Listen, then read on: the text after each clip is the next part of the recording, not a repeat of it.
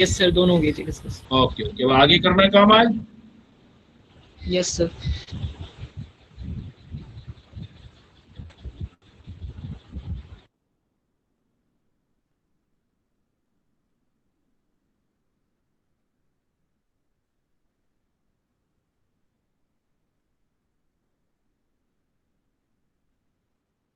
हाँ बेटा, तो लास्ट टाइम में हम लोगों ने पेपर डिस्कस किया था और साथ में उसका डीपीपी डिस्कस किया था हमने। नेक्स्ट करते हैं अब।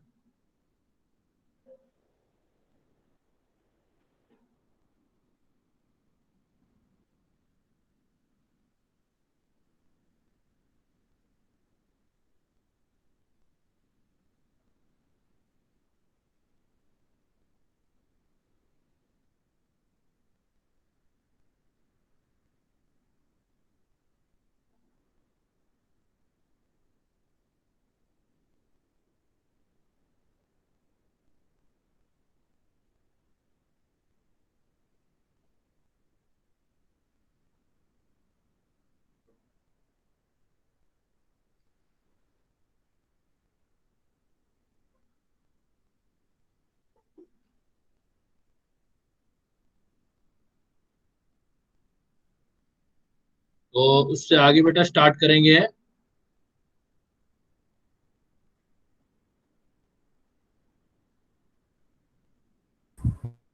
Excuse me sir. हाँ बेटा बोलो। सर डीपीपी में कुछ प्रॉब्लम थी सर, एक क्वेश्चन में।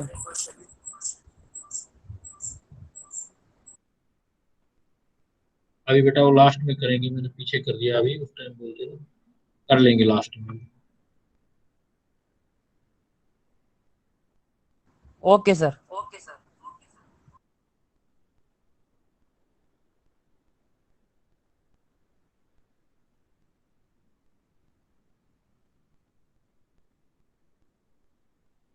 हमने देखो बेटा एनर्जी कैलकुलेशन सीख लिया था, एनर्जी तक हम लोगों ने कर लिया था। अब एनर्जी के आगे का पॉइंट करने से पहले और बोहर्स में क्या क्या प्रॉब्लम आई, उससे आगे की डिस्कवरी जो है, फिर एटम के बारे में क्या बताया गया, उससे पहले मैं थोड़ा सा आपको यहाँ जो है एक थ्योरी के बारे में बात करेंगे। प्लांक्स का क्वांटम थ्योरी था, प्लैंक्स का quantum theory.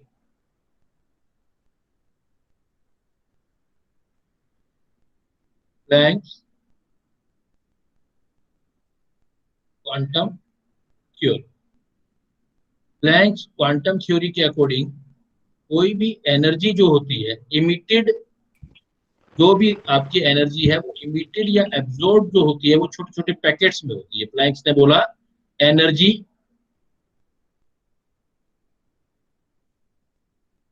Emitted, energy emitted और absorbed in small packets of energy, small packets of energy। और अगर लाइट एनर्जी का पैकेट्स है तो इस एनर्जी को हम बोलते हैं फोटोन। वैसे हम बोल देते हैं quantum, quanta.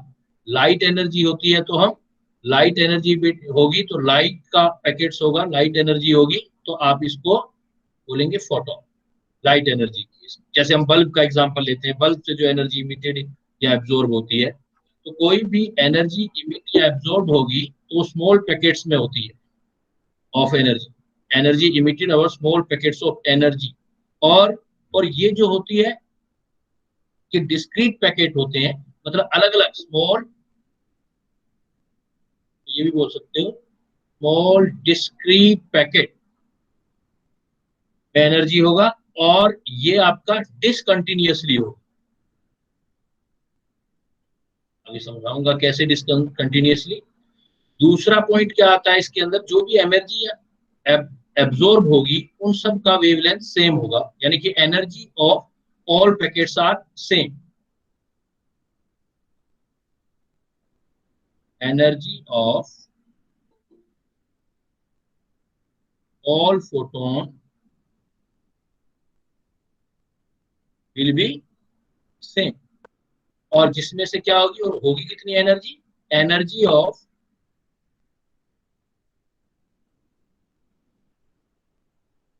each packet is directly proportional to its frequency. तो इट्स फ्रीक्वेंसी कैसे? सपोज कोई एक पैकेट एनर्जी का निकला है तो उस क्वांटा या फोटोन बोल दो, उस फोटोन की एनर्जी डायरेक्टली प्रोपोर्शनल होगी उसकी फ्रीक्वेंसी के। तो इक्वेट करेंगे, तो प्लांक ने बोला इक्वेट करोगे तो उस एक पैकेट की एनर्जी जो होगी वो एच न्यू हो जाएगी। E is equal to H nu. H मतलब प्लांक कांस्टेंट, न्यू मतलब फ्रीक्वेंसी। किसी भी एक पैकेट की एनर्जी एच न्यू के इक्वल होगी। और न्यू जो होता है हमारे पास,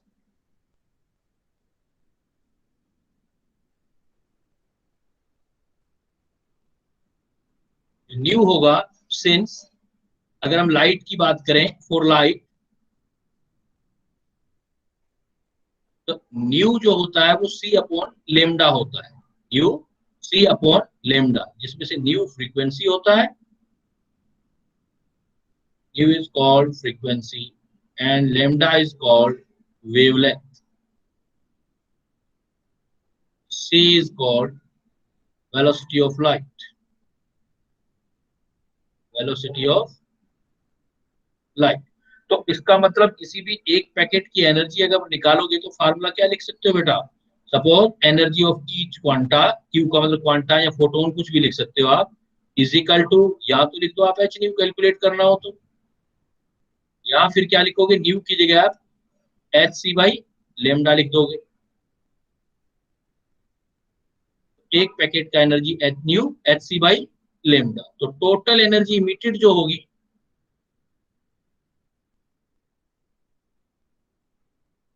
एब्जॉर्ब, टोटल एनर्जी इमिटेड, तो E total is equal to number of photon into energy of each photon या ईच क्वांटा।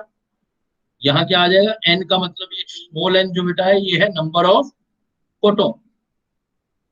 ये हो जाएगा नंबर ऑफ फोटोन भी बोल सकते हो, क्वांटा भी बोल सकते हो, पैकेट्स भी बोल सकते हो, कुछ भी बोल दो। E Q is equal to energy of each quanta किया तो टोटल निकालने के लिए एक की निकाल लो एनर्जी और एन से मल्टीप्लाई कर दो, एन, और बाद में एच न्यू या एच सी बाई लेमडा निकाल सकते। इसको हम कैसे समझ सकते हैं बेटा? इसको एक बेस्ट एग्जांपल है, जैसे बल्ब है। बल्ब है और बल्ब से हम इस कॉन्सेप्ट को बड़े अच्छे तरीके से समझ सकते हैं।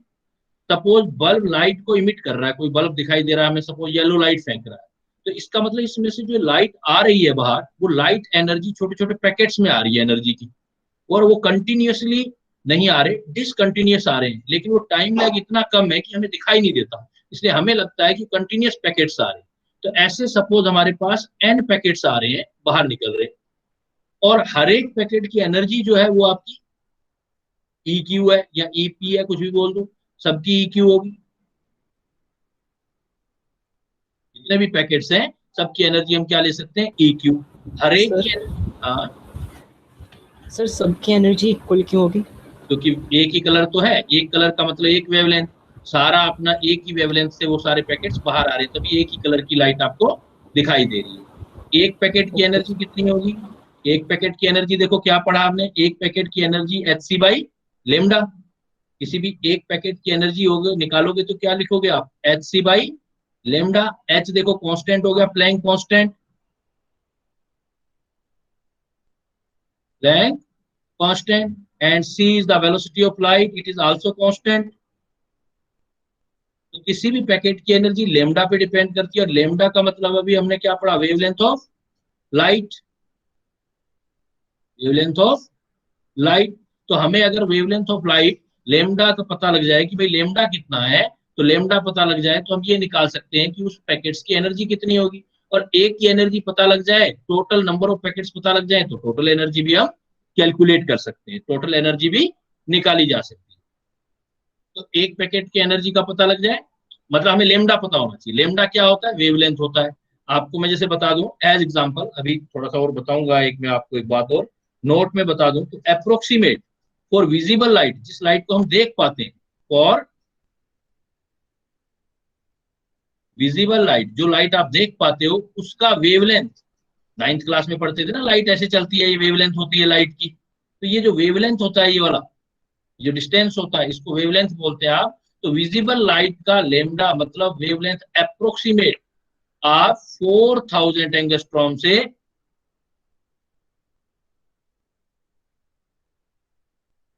अप्रोक्सीमेट 8000 एंगस्ट्रॉम तक ले सकते हो। 4000 एंगस्ट्रॉम से 8000 एंगस्ट्रॉम वाली लाइट है तो विजिबल है। विजिबल मतलब विबग्योर, VIB, 7 कलर्स जो लाइट के बनते हैं, VIBGYOR, इनमें से किसी एक कलर का हर किसी का वेवलेंथ होगा, वो लाइट हमें दिखाई देती है। अगर इससे लेमडा बेटा कम हो जाए या 8000 से लेमडा ज्यादा हो जाए तो वो लाइट हमारी आईज से रिकॉग्नाइज नहीं हो सकती। उसको फिर अभी मैं आगे चल के बताऊंगा, अल्ट्रा वायलेट लाइट या इंफ्रारेड लाइट बोलते हैं। तो अभी एक बार फोकस इसी पे करते हैं। तो प्लैंक ने क्या बताया कि प्लैंक ने बताया कि जो मान लो किसी बल्ब या किसी भी सोर्स से एनर्जी निकल रही होती है, हमें ऐसे लगता है जैसे कंटिन्यूस एनर्जी निकल रही है, लेकिन टाइम लैग बहुत कम होता है। इसलिए वो एक्चुअल में एनर्जी जो है छोटे छोटे पैकेट्स में निकल रही होती है, और लाइट एनर्जी होती है उस पैकेट्स को फोटोन बोलते हैं या क्वांटा बोलते हैं। हर एक पैकेट की एनर्जी सेम है, एक सोर्स से निकलेगी तो सेम एनर्जी निकल रही है। और एक एनर्जी जो है, एक पैकेट का एनर्जी उसकी फ्रीक्वेंसी के डायरेक्टली प्रोपोर्शनल है, ई डायरेक्टली प्रोपोर्शनल फ्रीक्वेंसी। फ्रीक्वेंसी को इस सिंबल से लिखते हैं, इस सिंबल का नाम है बेटा न्यू, इसको न्यू बोलते हैं, न्यू। और न्यू फ्रीक्वेंसी है, nu is equal to C by lambda. ये छोटी छोटी क्लासेस वाले फार्मूले याद होने चाहिए, नहीं है अब तो याद कर लो आप। Nu is equal to C by lambda, velocity of light को लेमडा से डिवाइड करेंगे तो न्यू आ जाएगा। तो nu is equal to C by lambda, तो ये भी रख सकते हैं हम, न्यू की जगह एच सी बाई लेमडा रख सकते हैं। तो इसकी देखो प्रॉब्लम कैसे बन सकती है, अब छोटी छोटी प्रॉब्लम देखते हैं अपने। सर हाँ, अब सर बोलो। अगर लाइट की जगह कोई और फॉर्म ऑफ एनर्जी है तो उसमें भी हर एक पैकेट की एनर्जी सेम होगी। सेम कोई भी हो, ये तो मैंने समझने के लिए लिया ना, क्योंकि इस चीज को तो हम ऑब्जर्व कर सकते हैं। ये भी थोड़ा सा इसको विजुअलाइज हो गया, इसलिए कोई भी सोर्स होगा उससे उसी पैकेट्स का एनर्जी जो होगा सेम वेवलेंथ वाला एनर्जी निकलेगा। और यहाँ गिवन कंडीशन होगा, चेंज हो रहा होगा तो बता देगा। वो चेंज कब हो सकता है अभी बताऊंगा, वो एनर्जी पर डिपेंड करेगा ना। एनर्जी कम ज्यादा हो गई तो लेमडा कम ज्यादा हो जाएगा, लेकिन जो निकल रहा होगा वो सेम है। क्लियर? Okay sir. अब देखो, सपोज ये प्रॉब्लम कैसे आती है आपकी इस तरह की। तो इसमें जो प्रॉब्लम आएगी हमारे पास, सपोज एक और फिजिक्स का पॉइंट बता देता हूँ, ये होता है पावर।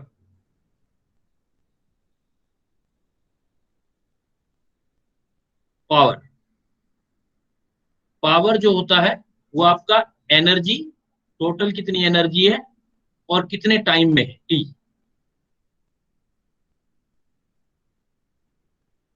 एनर्जी को फिजिक्स में टाइम से डिवाइड कर देते हैं तो पावर होता है। तो पावर को पी से लिख सकते हो, और एनर्जी पर टाइम आ जाए, पर सेकेंड आ जाए जैसे, तो उसको हम पावर बोल सकते हैं। तो पर सेकेंड टोटल एनर्जी निकाल दो तो बेटा पावर आ जाएगा। तो आपने कभी नोट किया है किसी भी बल्ब के ऊपर ना पावर लिखी होती है, जैसे उस पर पावर लिखा होता है कि भाई ये 0 वाट का है, ये 100 वाट का है, ये इतने वाट का है, तो वो एनर्जी जूल पर सेकेंड में उसमें दिया होता है। जैसे एक प्रॉब्लम लेता हूं मैं आपके लिए, इस प्रॉब्लम से और ज्यादा क्लियर हो जाएगा ये प्रॉब्लम हमारा। Suppose a electric bulb is rated 100 watt. A bulb is rated 100 watt, bulb के ऊपर लिखी हुई है हमारे 100 वाट। इट एमिट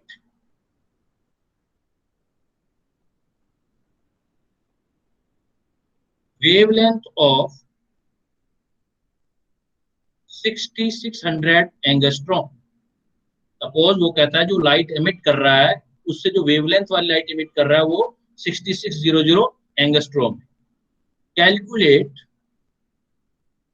हमें ये कैलकुलेट करना है, calculate the number one energy of each photon, energy of each photon. और सेकंड बेटा अपने को कैलकुलेट करना है total number of photon emitted per second। पर सेकंड में टोटल नंबर ऑफ फोटोन कितने एमिट करता है। देन देखो कैसे कैलकुलेट करेंगे हम, तो हम फिर विजुअलाइज करते हैं बेटा उसी कॉन्सेप्ट को जो अभी पढ़ रहे थे हम। सपोज एक बल्ब है हमारे पास,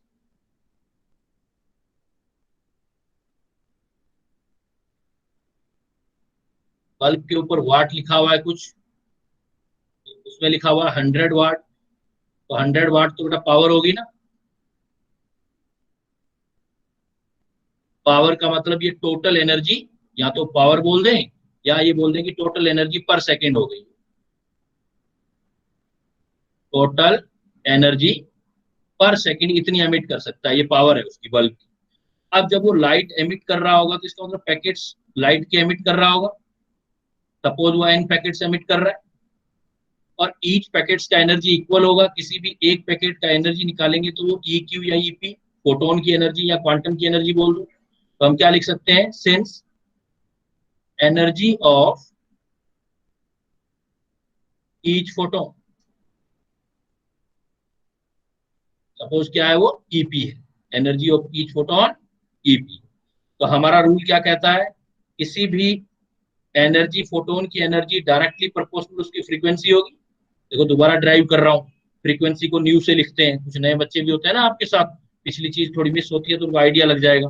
तो energy of each packet directly proportional frequency. फिर हमने क्या पढ़ा था, इक्वेट करेंगे तो energy of each packet is equal to h nu. अब हमें न्यू तो नहीं दे रखा बेटा, लेकिन हमें लेमडा तो दे रखा है ना क्वेश्चन में 6600, तो इसका मतलब न्यू को लेमडा की टर्म में हम चेंज कर देते हैं। तो क्या लिख सकते हैं हम, एच न्यू की जगह लिख सकते हैं C बाई लेमडा। अब प्लैंक कांस्टेंट की वैल्यू गिवन है, मतलब होना चाहिए हमें, पिछली बार यूज भी किया हमने।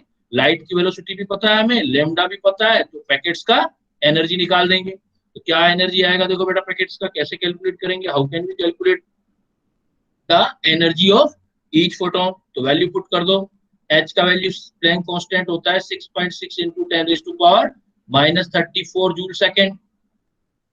जूल में ये वैल्यू होगी, गिवन होगा, वैसे कई बार क्वेश्चन करोगे तो याद भी हो जाना चाहिए, 6.6 × 10⁻⁻34। और C का वैल्यू देखो बेटा, लाइट की वेलोसिटी फिक्स है, C is the velocity of light, कितना होता है 3 × 10⁸ मीटर पर सेकेंड। ये एनर्जी देखो ये भी आपके पास आ गया, लेमडा भी हो जाएगा आपके पास, बिकॉज लेमडा दे रखा है 6600 एंगस्ट्रॉम। तो ये जूल में है, ये भी मीटर में है, तो इसको भी मीटर में कन्वर्ट कर देते हैं। Since 1 angstrom is equal to 10⁻⁻10 metre होता है, तो इसको बेटा हम उसमें मीटर में कन्वर्ट कर देते हैं, 6600 × 10⁻10 मीटर। क्लियर। अब इस वैल्यू पुट कर दो इस वाले के अंदर फार्मूले में, energy of each photon is equal to H का वैल्यू 6.6 × 10⁻34 जूल सेकेंड, यूनिट रख दिया करो तो ज्यादा बेटर है, और into 3 × 10⁸ metre per second divided by, ये आ गया 6600 × 10⁻10 मीटर। अब जो कैंसिल आउट हो सकता है वो कर दो, एक तो ये कैंसिल आउट हो गया, देखो 6.6 है तो एक 0 इधर लगा देते हैं। अब ये 6 कैंसिल हो गया, इधर कितना आ गया बेटा, देखो 66 कैंसिल हो गया, 3 है तो ये माइनस के 7 रह गया, ऊपर 15 आ गया, ऊपर ये आपका 15। तो एनर्जी ऑफ फोटोन कितना रह गया हमारे पास, एनर्जी ऑफ फोटोन आ गया 3 × इधर ये -7 15 प्लस, और यहाँ आ गया आपका, तो ये हो गया हमारे पास 3 × 10⁻, कितना वैल्यू आया हमारे पास, यहाँ 19 आ गया सर -19। -19 कैसे आना चाहिए, पॉजिटिव आना चाहिए पार्टिकल, तो वैल्यू हमने गलत तो नहीं रख दी। दोबारा देखो, वेलोसिटी 6 × 6 10⁻, ये 34 होगा, 34,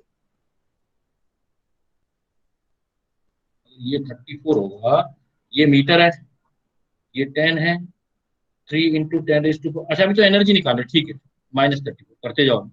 एनर्जी ऑफ, अभी तो एनर्जी निकालिए, एनर्जी ऑफ फोटोन आ गया 3 × 10⁻, -19। देखो ये सेकंड से सेकंड कैंसिल हो गया, m से m कैंसिल हो गया, तो जूल में आ गया, ठीक है। अभी नंबर नहीं निकाल रहे, अभी एनर्जी निकाल रहे, तो 3 × 10⁻, -19 जूल आ गया। तो फर्स्ट पार्ट देखो क्लियर हो गया बेटा।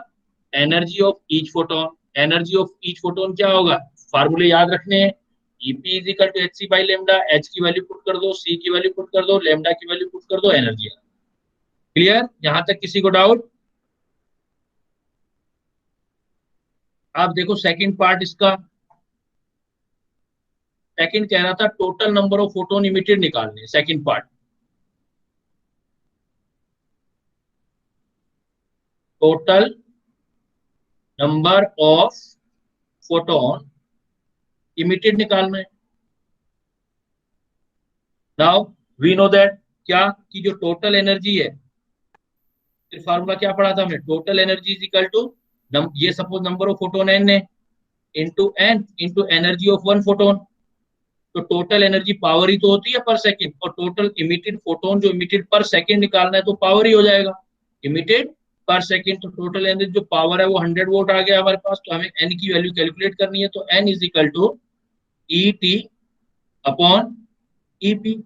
तो टोटल एनर्जी कितनी हो जाएगी, जो पावर है जितना वाट होता है उतना ही, इसको 100 वाट बोल दो या जूल पर सेकंड बोल दो। पर सेकंड में हमारी एनर्जी कितनी आ गई, अभी ऊपर लिखा था हमने 100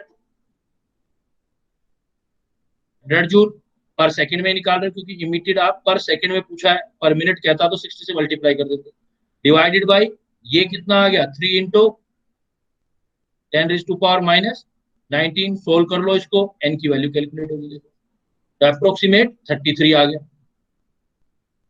इंटू 10⁻19 फोटोन। इस कॉन्सेप्ट में बेटा आपकी प्रॉब्लम आते हैं कि भाई हमें कोई एक फोटोन पता हो तो उसकी एनर्जी निकाल सकते हैं, और टोटल एनर्जी पता हो तो नंबर ऑफ फोटोन भी निकाल। कोई डाउट किसी को, चेक कर लो एक बार, देख लो।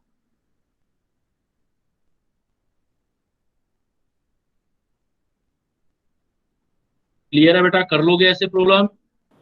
सर हाँ सर इसमें ये वाला फॉर्मूला भी तो लगा सकते हैं, P equal to N E P upon में T.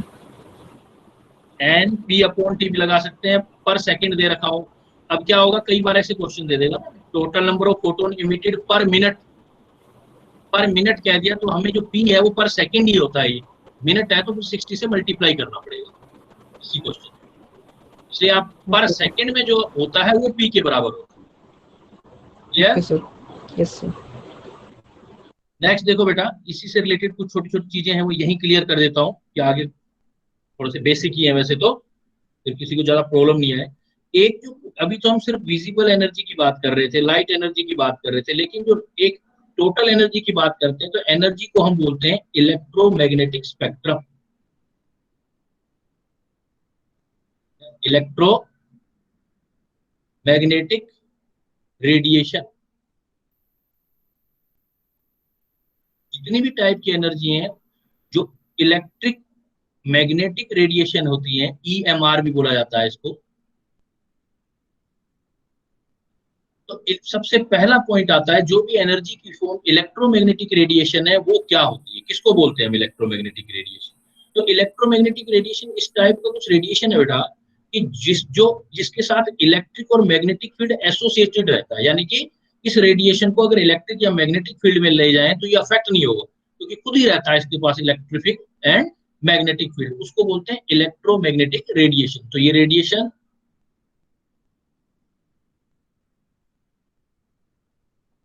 Associated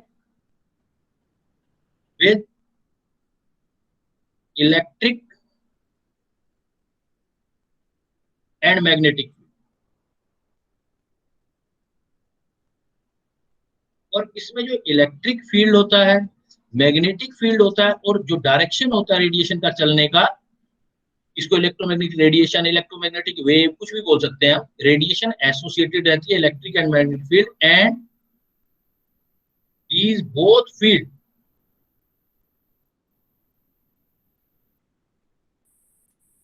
are perpendicular to each other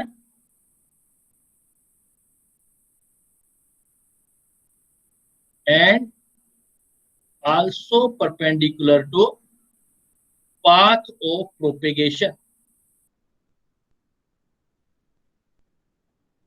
path of propagation of wave।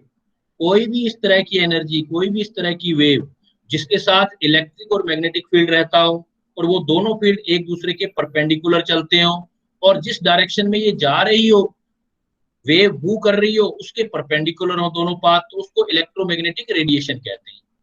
जो इलेक्ट्रोमैग्नेटिक रेडिएशन है, इसकी स्पीड जो होती है, speed is equal to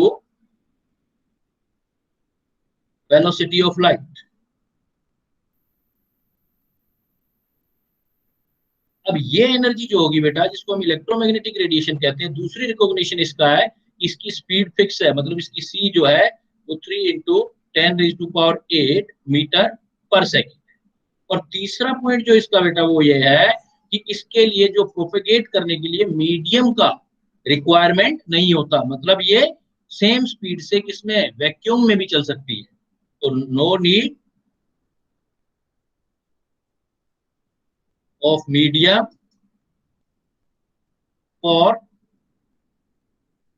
propagation. तो जिसके पास ये 3 पॉइंट होते हैं, वो उस लाइट एनर्जी को हम इलेक्ट्रोमैग्नेटिक रेडिएशन कहते हैं। इट मींस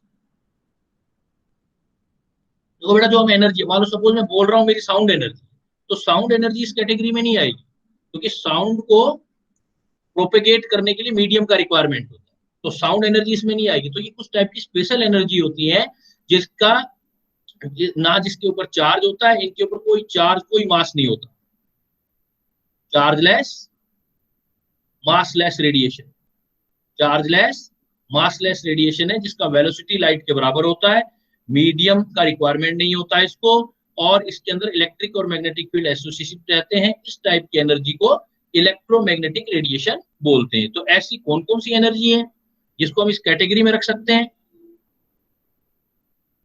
जनरली जो अभी हम बात कर रहे थे कि भाई जो भी विजिबल लाइट देखते हो आप, वो इसी कैटेगरी में आती है, इसलिए हम उसकी लाइट वेलोसिटी की लाइट के इक्वल ले रहे थे, विजिबल लाइट।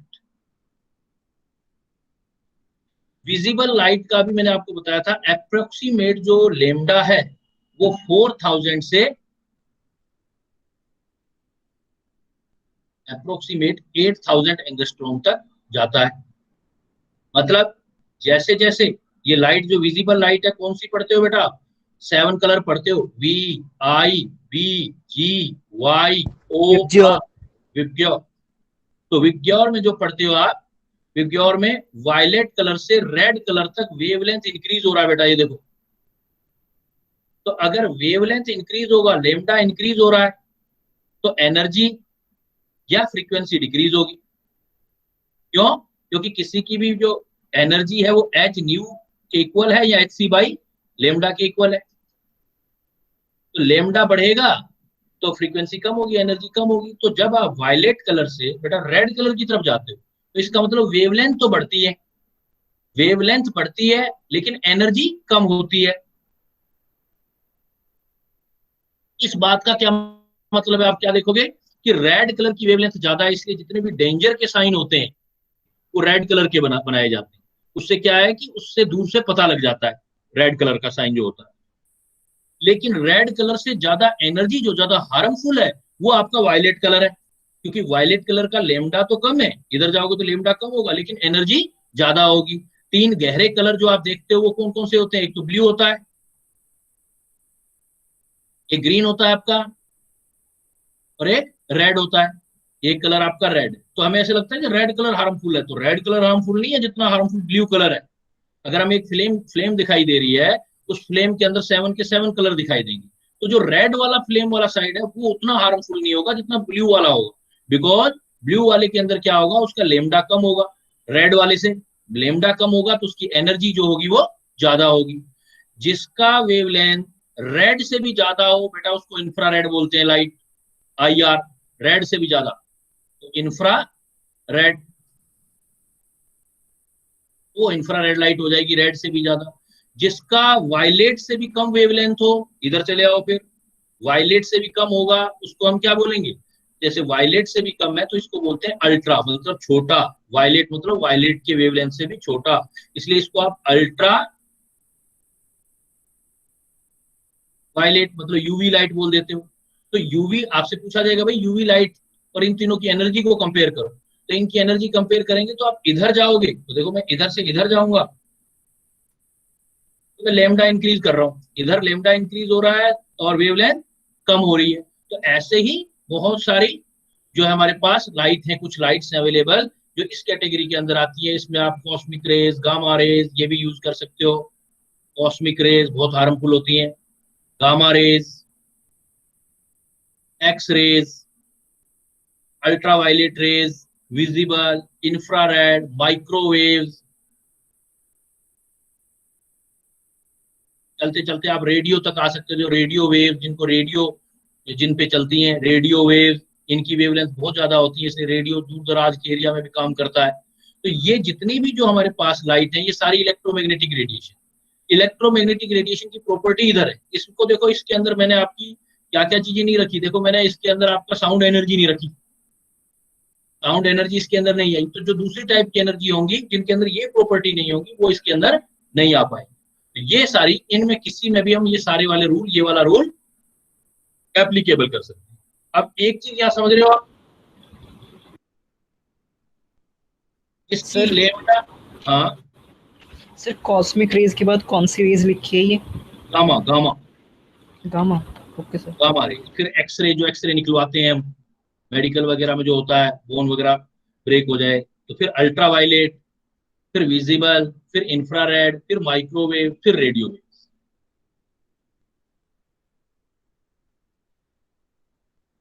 क्लियर बेटा? सर ये चार्जलेस और मासलेस कैसे होती है? क्योंकि इनके ऊपर ना कोई चार्ज है ना कोई मास है, इसलिए जब आप इलेक्ट्रिक या मैग्नेटिक फील्ड लगाओगे ना उसमें अफेक्ट ही नहीं होंगी। तो वो अफेक्ट तो तभी होती है जब उस पर कोई चार्ज हो। चार्ज होता तभी तो अपोजिट इलेक्ट्रोड की तरफ मूव कर जाती, तो ऊपर ही सर बात आई। सर इनकी अपनी मैग्नेटिक फील्ड होती है लाइट की। अब इनके मैग्नेटिक। साथ खुद का इलेक्ट्रिक और मैग्नेटिक फील्ड एसोसिएटेड रहता है, जिनका सर जब खुद इनका सर जब इनका होता है, इनका खुद का इलेक्ट्रोमैग्नेटिक फील्ड होता है, तो फिर ये मैग्नेटिक फील्ड में अफेक्ट क्यों नहीं कर पाती? क्योंकि ये खुद ही, जब जिसके पास जो चीज खुद में है तो वो चीज उसको अफेक्ट नहीं कर पाएगी। अगर मान लो किसी के पास इस पर जो जैसे पॉजिटिव रेज होती है, तो पॉजिटिव में आप फील्ड लगाते, मैग्नेटिक या इलेक्ट्रिक, तो कोई भी फील्ड लगाओगे उसके पोल तो होंगे ना, प्लस और माइनस। जब यस पोल सर। होंगे तो उसकी तरफ अट्रैक्ट हो जाएगी। तो इसका मतलब ये अट्रैक्ट नहीं होगी। क्वेश्चन आएगा आपका कि अगर सपोज इसमें से कोई एक रे बोल देगा, कहेगा इंफ्रारेड को हमने पास कर दिया इलेक्ट्रिक मैग्नेटिक फील्ड में, तो कौन सी डायरेक्शन में मूव होंगी? तो आप कहोगे वो डायरेक्शन में मूव नहीं होंगी। क्लियर? क्योंकि एनर्जी है ना ये, एनर्जी। बाकी आप इसमें, इसलिए यहाँ तो दे रहा हूँ, नॉलेज दे रहा हूँ, आपके फिजिक्स में बहुत डिटेल आएगा इसका, वो तो सर पूरे पूरे लेकिन अगर चैप्टर पढ़ोगे आप। किसी सब्सटेंस की अपनी वो मैग्नेटिक फील्ड होती है, तो दूसरी मैग्नेटिक फील्ड में तो वो उस पर फोर्स लगता है ना। वो पैरामैग्नेटिज्म और डायामैग्नेटिज्म कैटेगरी में आएगा। ये वेव है ना, वो पार्टिकल पर लगेगा। यहाँ पर हम जो ले रहे हैं वो रेडिएशन पर बात करें। Okay sir. वैसे भी हमारे तो थोड़ा सा मैं इसे इंट्रोड्यूस कर रहा हूँ, जैसे मैं ये तो दो चार लाइनें बता रहा हूँ आपको, पूरा उसमें चैप्टर आएगा ना फिजिक्स में और आपका काफी क्लियर हो जाएंगी चीजें। वेव चैप्टर आएगा, वेव एक आपका। ठीक है, मैं तो जो जरूरी बातें एक बार वो आपसे गो थ्रू कर रहा हूँ कि क्वेश्चन नहीं अटके, आगे चल के कहीं बेस क्लियर ना हो तो क्वेश्चन ना अटके। तो अभी हम ये बात करेंगे कि कोई भी इस तरह का रेडिएशन है तो इलेक्ट्रोमैग्नेटिक रेडिएशन है, ये उसकी प्रॉपर्टी है, और ऐसे उसका लेमडा और फ्रीक्वेंसी में इफेक्ट आता है। तो हमारे यहाँ अभी कैसा क्या होगा कि भाई देखो, इस तरह की छोटी छोटी सी प्रॉब्लम है, वो आपको क्लियर करने में ये हेल्प करेगा। जैसे सपोज मैं ये लिख देता हूँ,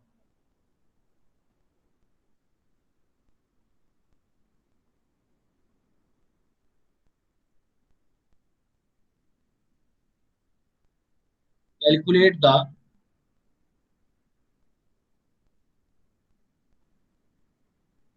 frequency and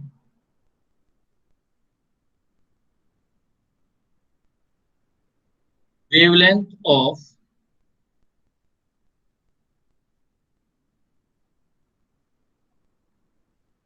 calculate the या कैलकुलेट द एनर्जी है, ये निकाल, calculate the frequency and energy of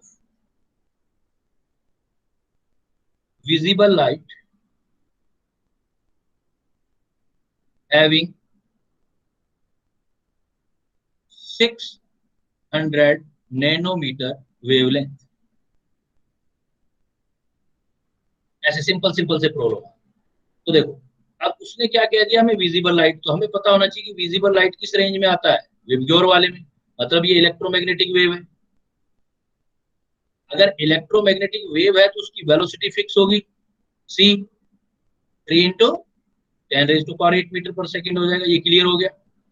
और इसकी किसी की भी अगर एनर्जी निकालते हैं तो एनर्जी इज इक्वल टू होगा, अब हमें दे क्या रखा है वो देख लो, एक लेमडा दे रखा है। लेमडा कितना दे रखा है, 600 नैनोमीटर। अब कैलकुलेट क्या करना है, एक कहता है फ्रीक्वेंसी निकालो और एक कहता है एनर्जी निकालो।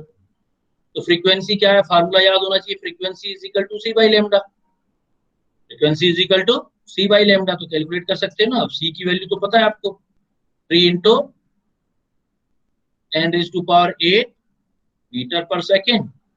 600 नैनोमीटर है बेटा, नैनो का मतलब 10⁻⁻⁹ होता है मीटर। यूनिट एक जैसी कर दिया करो जिससे कैंसिल हो जाए, तो फ्रीक्वेंसी पर सेकंड में आ जाएगी। फ्रीक्वेंसी को पर सेकंड या हर्ट्ज भी बोलते हैं। तो ये सोल्व कर लोगे आप, 3200, तो न्यू इज इक्वल टू आ गया आपका, ये ऊपर चला गया, ये कितना आ गया 2 हो गया, ये -715, 1/2 इंटू 10⁻15 सेकेंड बोल दो, पर सेकेंड या हर्ट्ज भी बोलते हैं। तो इतना कैलकुलेट हो गया। अब न्यू हो गया तो एनर्जी भी निकाल लो। एनर्जी इज इक्वल टू क्या होगा फिर, एच न्यू। न्यू की वैल्यू निकाल चुके हो, एच की वैल्यू रख दो फिर, 6.6 10⁻34 जूल सेकेंड इंटू 1/2 10⁻15 पर सेकेंड। सेकेंड से सेकेंड कैंसिल हो जाएगा और जूल में आपका आंसर आ जाएगा। कैलकुलेट कर लेंगे इतना जूल आ जाएगा। तो वो छोटे छोटे वाले प्रॉब्लम, बड़े इजी से प्रॉब्लम। भाई आपको लेमडा दे रखा है, सी निकालना, तो छोटे से फार्मूला 9th क्लास से पढ़ते आ रहे हैं, 8th से।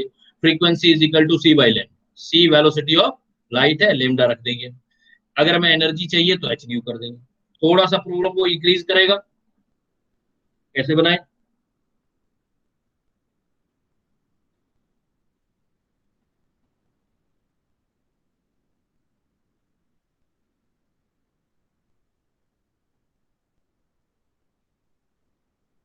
सपोज अगर कोई ऐसे एग्जांपल आ सकते हैं, मान लो मैं कहता हूं कोई सिस्टम है, ये सिस्टम, इसने क्या है, इसमें दो वेव आई, एक की एनर्जी E1 थी, दूसरी की एनर्जी E2 थी। तो इसकी टोटल एनर्जी कितनी हो जाएगी, एब्जॉर्ब कर रहा है, if total energy is absorb. तो एनर्जी कंजर्व रहती है, आपको पता है कॉन्सेप्ट। तो टोटल एनर्जी क्या निकाल लोगे इसकी, simply E total energy is equal to E1 plus E2। But अगर यही ऐसे कॉन्सेप्ट आ जाता कि यहां से वेव आ रही है जिसका λ1 वेवलेंथ है, इसका λ2 वेवलेंथ है, तो इसका लेमडा निकालो टोटल। टोटल लेमडा कितना होगा, अब टोटल लेमडा जो है इनवर्सली प्रोपोर्शनल करके करोगे, because we know that E inversely proportional 1/λ। तो ई तो डायरेक्ट सम किया है, यहाँ डायरेक्ट टोटल निकालनी है, तो ऐसे लिखोगे 1 total lambda is equal to 1/λ1 plus 1/λ2। Sum कर रहे हो तो सम करना है, माइनस करने हो तो माइनस करो। कैसे, सपोज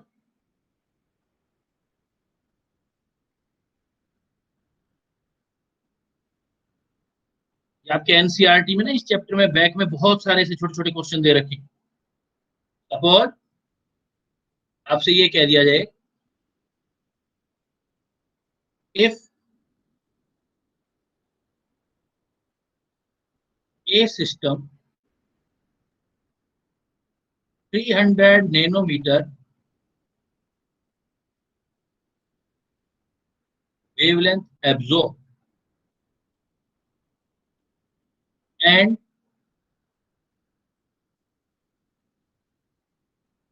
emit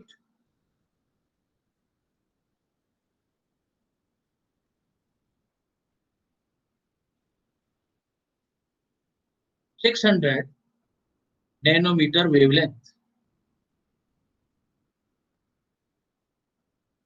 ये system 300 nanometer wavelength absorb and emit 600 nanometer wavelength. Then calculate how much wavelength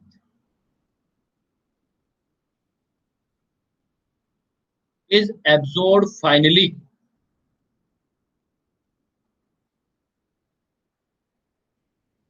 finally कितना एब्जॉर्ब किया। अब देखो वेवलेंथ से सोल्व करना है, बस ध्यान ये देना, एनर्जी नहीं ले रहा, वेवलेंथ। यहां से उसके पास आया, सपोज लेमडा आया, टोटल वेवलेंथ आया लेमडा, लेमडा उसने एब्जॉर्ब किया, लेकिन अब क्या है, लेमडा 1 इसके अंदर रह गया और लेमडा 2 इसने निकाल दिया। आपके पास टोटल लेमडा आया था एनर्जी, इतना इसके पास रह गया और इतना इसके पास रह गया, तो निकालोगे कैसे? लेमडा आया तो लेमडा ऐसे नहीं लिखना, lambda is equal to lambda 1 plus lambda 2 मत लिखना, तो आप क्या लिखोगे, या ए सिस्टम से वेवलेंथ एब्जॉर्ब की जगह आपको कंफ्यूजन हो तो इसमें इंसिडेंट लिख दो, इंसिडेंट मतलब आने वाला टोटल। तो टोटल देखो लेमडा इंसिडेंट करना है तो आप 1 अपॉन लेमडा करो, 1 upon lambda incident is equal to 1 upon lambda 1, ये एब्जॉर्ब हो गया, प्लस 1 अपॉन लेमडा 2 इमिट हो गया। कितना आया कितना चला गया, तो कैलकुलेशन अब आप ऐसे बनाओ, एनर्जी कंजर्व होती है लेकिन कैलकुलेशन में लेमडा जो है वो एनर्जी का इनवर्सली प्रोपोर्शनल है, तो E1 प्लस E2 करते हो तो यहाँ 1 upon lambda 1 plus 1 upon lambda 2 करना पड़ेगा। तो 1 अपॉन लेमडा इंसिडेंट कितना दिया आपने, देखो टोटल इस सिस्टम 300, तो लिखोगे 1 अपॉन 300। एब्जॉर्ब आपको निकालना है लेमडा 1 प्लस 1 अपॉन लेमडा 2, बाहर कितना निकल गया है 600, तो 1 अपॉन लेमडा 1 का कैलकुलेशन बनाओगे तो वो आएगा 1 अपॉन 300 माइनस 1 अपॉन 600, कैलकुलेशन दे देना बेटा, कितना आ जाएगा, ठीक है, एलसीएम ले लो 300 इंटू 600 या 600 ही ले लो सीधा, 600 ये आ जाएगा 2 माइनस 1, तो 1 upon lambda 1 is equal to 1 upon 600, तो लेमडा 1 भी आ जाएगा 600। तो लेमडा वाली कैलकुलेशन करनी हो तो इनवर्स करके करनी है आपने, एनर्जी की करनी है तो डायरेक्ट करना, मतलब एनर्जी डायरेक्ट कंजर्व होती है और लेमडा जो है उसका रेसिप्रोकल है, तो उस तरीके से आपने सोल्व करना। तो इस टाइप की कुछ जो है लाइट सी प्रॉब्लम आएंगी, लेमडा कैलकुलेट करना है या आपका फ्रीक्वेंसी कैलकुलेट करना है।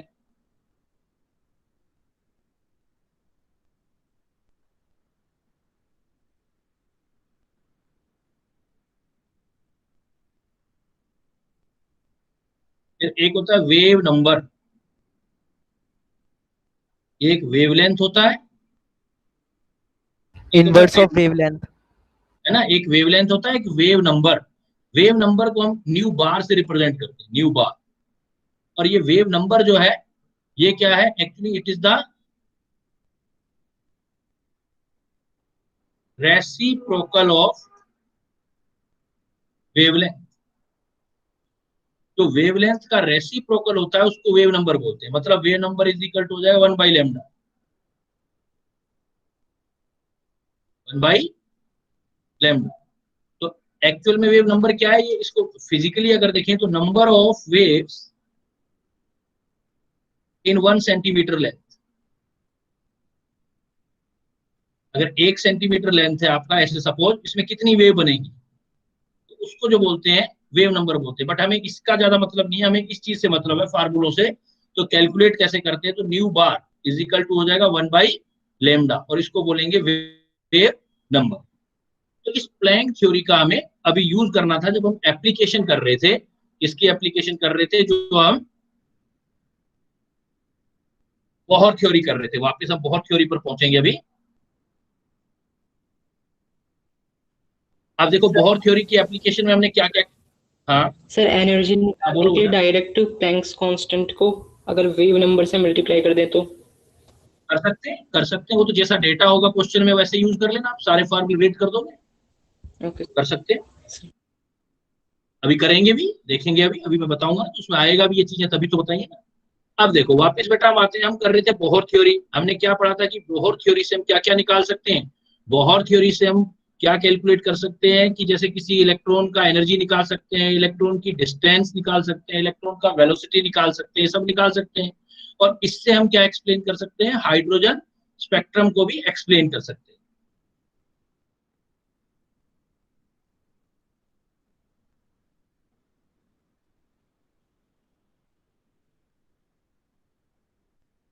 हाइड्रोजन स्पेक्ट्रम, हाइड्रोजन स्पेक्ट्रम में पहला देखो बेटा कि सपोज हमारे पास एक सैंपल है गैस का,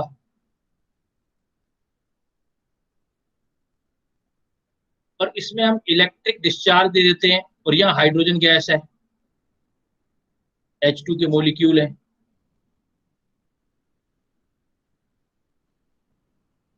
जब आप इसमें हाई वोल्टेज अप्लाई करोगे, जब इसमें करंट जाएगा, तो ये हाइड्रोजन एटम क्या होंगे कि ये मॉलिक्यूल जो है पहले एटम में टूटेंगे। अब ये सीन आएगा देखो इसमें, तो ये हाइड्रोजन जो है वो सारे सारे एटम में टूट जाएंगे, जितने भी हाइड्रोजन। अब बहुत सारे हाइड्रोजन सैंपल में बहुत सारे हाइड्रोजन एटम होंगे, और हर एक हाइड्रोजन एटम में क्या होगा कि ऐसे, अब एक एटम को सोचते हैं, तो हर एक हाइड्रोजन एटम में एक न्यूक्लियस होगा, और न्यूक्लियस के बाहर उसके बहुत सारे एनर्जी लेवल होंगे जो हमने पढ़े थे KLMN, और इलेक्ट्रॉन होता है ग्राउंड स्टेट में। तो जो एनर्जी मिलेगी वो एनर्जी लेके इलेक्ट्रॉन नीचे से ऊपर की तरफ जंप करने लगेगा। तो जब भी इलेक्ट्रॉन नीचे से, सपोज कोई एग्जांपल लिया एक हमने, ये न्यूक्लियस लिया, ये कोई एनर्जी लेवल था लोअर EL, EL का मतलब मैंने ले लिया लोअर एनर्जी, और ये इलेक्ट्रॉन यहाँ था और जंप करके ये चला गया सपोज ऊपर किसी हायर एनर्जी लेवल में, EH ले लिया, तो EH को हमने बेटा बोल दिया हायर एनर्जी लेवल।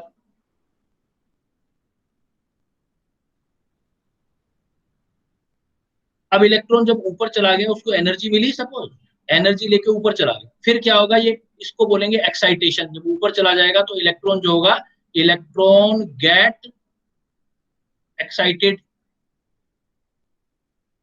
अब इलेक्ट्रॉन एक्साइट हो गया, ऊपर चला गया, सपोज हम ऊपर से वापस नीचे जंप करें, भाई कुछ टाइम के बाद अब सैंपल हमने क्लोज ये हटा दिया सर्किट, जब सर्किट हटा देंगे तो वापस इलेक्ट्रॉन ऊपर से नीचे की साइड जंप करेंगे, जहां भी वो जंप करेंगे तो अब एनर्जी को वापस इमिट करेंगे, इसको बोलेंगे इमिशन। तो जो एनर्जी इमिट होगी, तो अभी हमने पढ़ा है छोटे छोटे पैकेट्स में होगी एनर्जी के, तो ये जो इमिट्स होंगे ये तो फोटोन होंगे। अब बात ध्यान देना, इलेक्ट्रॉन अपर से लोअर में जंप कर रहा है, एनर्जी इमिट हो रही है, यानी कि फोटोन निकल रहे हैं। इलेक्ट्रॉन तो ट्रांजिशन कर रहा है, ऊपर से नीचे जंप कर रहा है, और फोटोन बाहर निकल रहे हैं, एनर्जी बाहर निकल रही है जो एक्स्ट्रा एनर्जी है। तो इसको बोलते हैं electronic transition. When electron jump from higher energy level to lower energy level,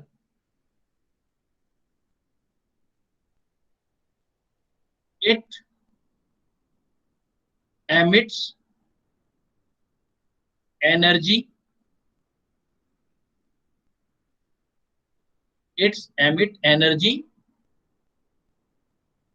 in photon, photon मतलब एनर्जी के packet, it's emit energy in photon. और जो फोटोन अगर निकलेगा तो इसका लेमडा कैलकुलेट कर सकते हैं हम।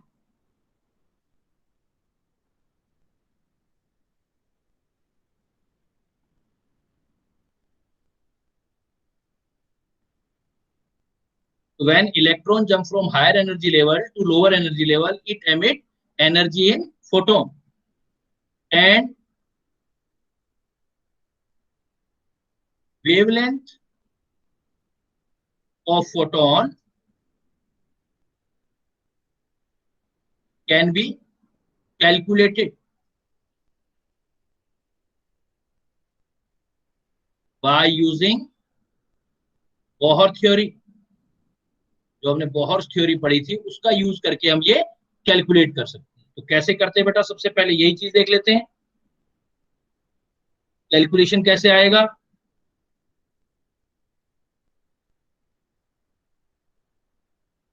मैं यहाँ पॉइंट दे देता हूं। calculation of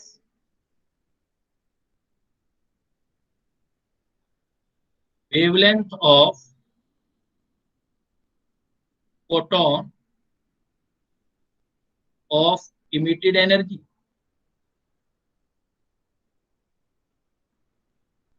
फोटोन को आप स्पेक्ट्रल लाइन भी बोल सकते हो,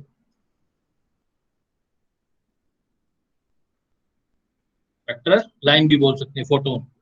जब आपने किसी हाइड्रोजन सैंपल को, when an hydrogen sample is get excited and then after de excitation electron jump from higher to lower energy level, then energy is emitted in the form of photon, and we can calculate the wavelength of these photon or spectral line of emitted energy.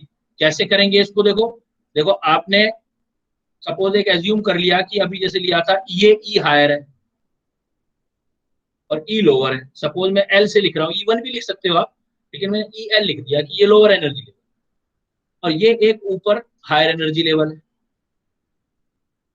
यहां से electron jump करके suppose यहां आ रहा है, जब यहां आएगा तो यहां उसने कुछ एनर्जी एक्स्ट्रा है वो बाहर कर दी, वो जो बाहर कर दिया वो ई फोटोन है, और उसका ई भी निकाल सकते हो, लेमडा भी निकाल सकते हो, लेकिन एक्चुअली ई फोटोन इन दोनों का एनर्जी डिफरेंस हो।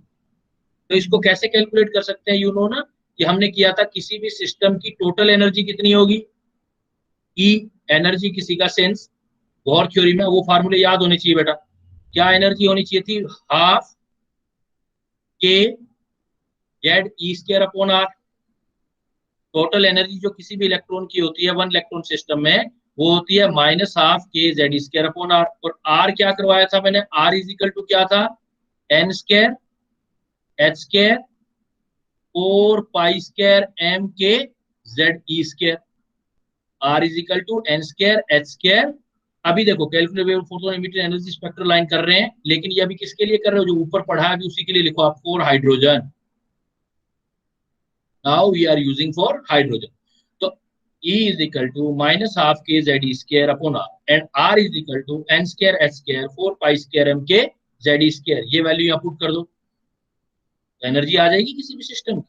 Now energy is equal to minus half K Z E square, R का वैल्यू रख दो N square H square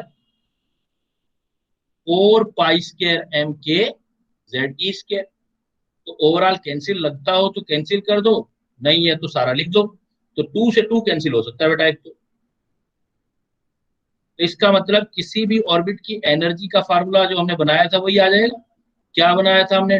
2 pi square M K square Z square E4, ये सारा solve कर दो, एन स्क्वायर एच स्क्वायर। ये हमने पहले भी किया है, मैंने कुछ हो सकता है न्यू स्टूडेंट आए हो इसलिए मैं दोबारा बता दिया है। तो वो ये फार्मूले याद रख ले एक बार, उससे ये सोल्व कर ले। अब किसी का भी एनर्जी इतना है, अब लोअर एनर्जी लेवल है तो उसका लोअर एनर्जी का ऑर्बिटल भी लोअर होगा। तो सपोज उसका ऑर्बिट नंबर हम ले लेते हैं NL, और हायर है तो उसका हायर होगा तो उसका NH लिख देते हैं। अब क्या लेते हैं कि अब आपका ई हायर की कैलकुलेशन निकाल लो, ई लोअर की कैलकुलेशन निकाल लो, दोनों का डिफरेंस निकाल लेते हैं। तो क्या होगा हमारे पास डेरिवेशन के अकॉर्डिंग?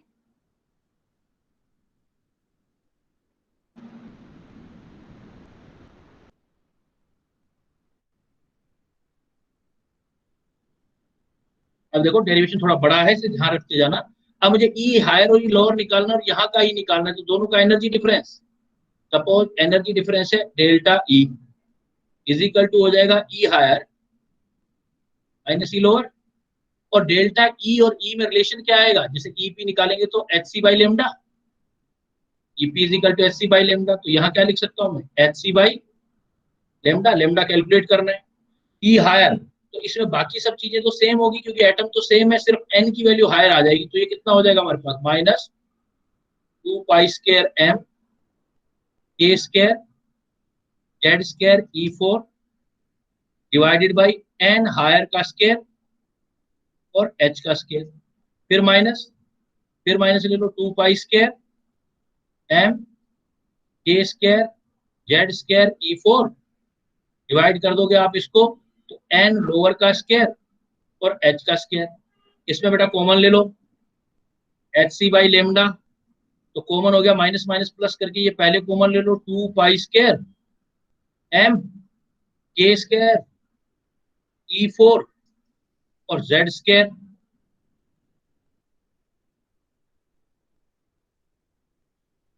डिवाइडेड बाई कॉमन इधर से h स्क्वायर आ गया। अंदर क्या रहेगा देखो, माइनस माइनस ये प्लस, ये पहले ले लेते हैं 1 अपॉन लोअर का स्क्वायर, इधर -1 अपॉन एन हायर का स्क्वायर। ये एच सी भी इधर ले जाते हैं,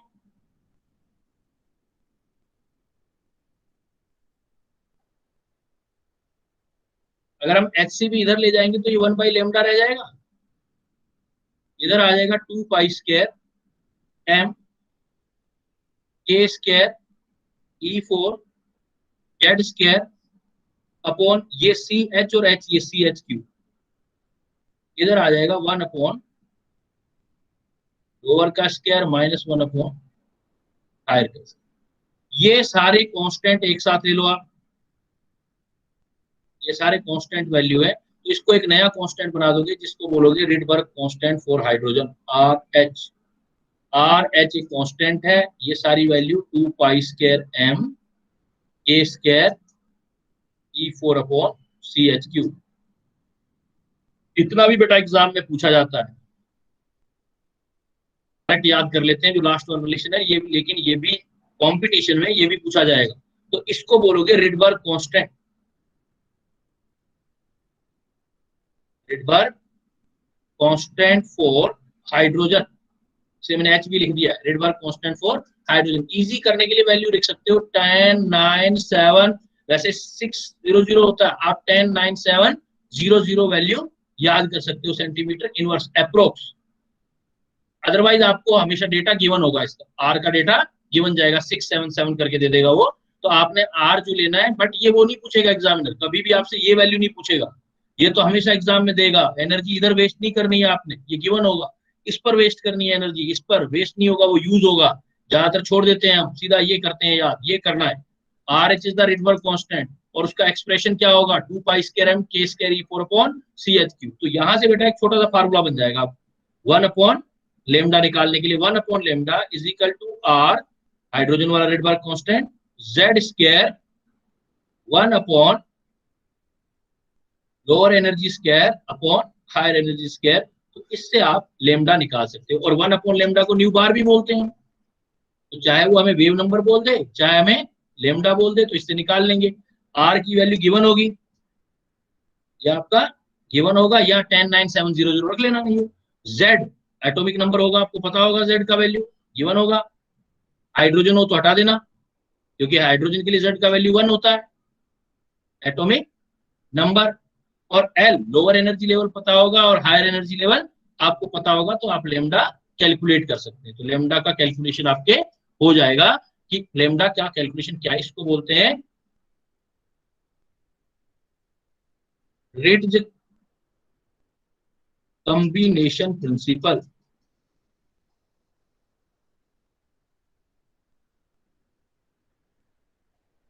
रिट्ज कॉम्बिनेशन प्रिंसिपल, ये क्या काम आता है, it is used to calculate the wavelength और wave number, this formula can be used to calculate the wave number और वेवलेंथ। तो ये आपने एक दो बार करके देख लेना, फिर ये वैल्यू, एक तो आपके काम की चीज मैंने ये बताई आपको, ये है आपको ये याद, और सेकेंडली आपको ये फार्मूला यूज करना है न्यूमेरिकल बनाने के लिए, जो अभी हम करेंगे अभी, लेकिन थोड़ा पिक्चर अभी मैं और क्लियर करूंगा, उसके बाद हम करेंगे। यहाँ एन लोअर दिया होगा, एन हायर गिवन होगा, सारी चीजें गिवन होंगी, तो यहाँ पर सैंपल दे देता हूं कैसे देगा प्रॉब्लम वो आपको।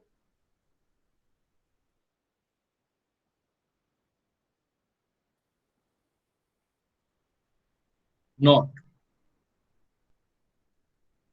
जैसे आपको ऐसे दे दे कि value of Rydberg constant for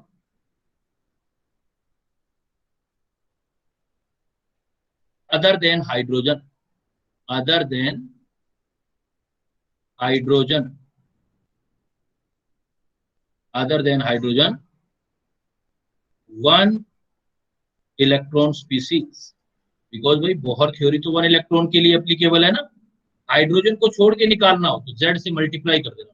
तो रेडबर्ग कांस्टेंट किसी और के लिए करना है तो जो हाइड्रोजन का रेडबर्ग कांस्टेंट आएगा इनटू Z स्क्वायर कर दो।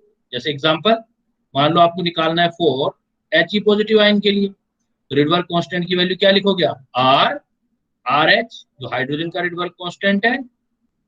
हीलियम के लिए Z का वैल्यू, हीलियम एटॉमिक नंबर 2 होता है, 2 का स्क्वायर मतलब 4 आ जाए, ये आंसर हो जाए। अगर मुझे निकालना है फॉर लिथियम के लिए Li2 positive ion, hydrogen helium lithium third number वाला, तो RH हाइड्रोजन कांस्टेंट 3 का स्क्वायर मतलब 9 आ जाए। क्लियर? अगर आपको रेडबर्ग कांस्टेंट किसके लिए निकालना है, value of Rydberg constant for other than hydrogen, कोई और 1 इलेक्ट्रॉन स्पीसीज है हाइड्रोजन को छोड़ के, तो Z स्क्वायर से मल्टीप्लाई कर देना। इवन हाइड्रोजन में भी कर सकते हो, बिकॉज हाइड्रोजन में Z अपने आप ही हट जाएगा। Z stand for 1 in hydrogen, तो 1 लिखो चाहे नहीं लिखो तो RH की बराबर ही आ जाएगा। दूसरा, आपको जब भी ये प्रॉब्लम होगा तो अपर और लोअर लिमिट दी हो, तो जब ये ट्रांजिशन करेंगे तो इसमें जो हाइड्रोजन स्पेक्ट्रम है उसमें सीरीज बनती है।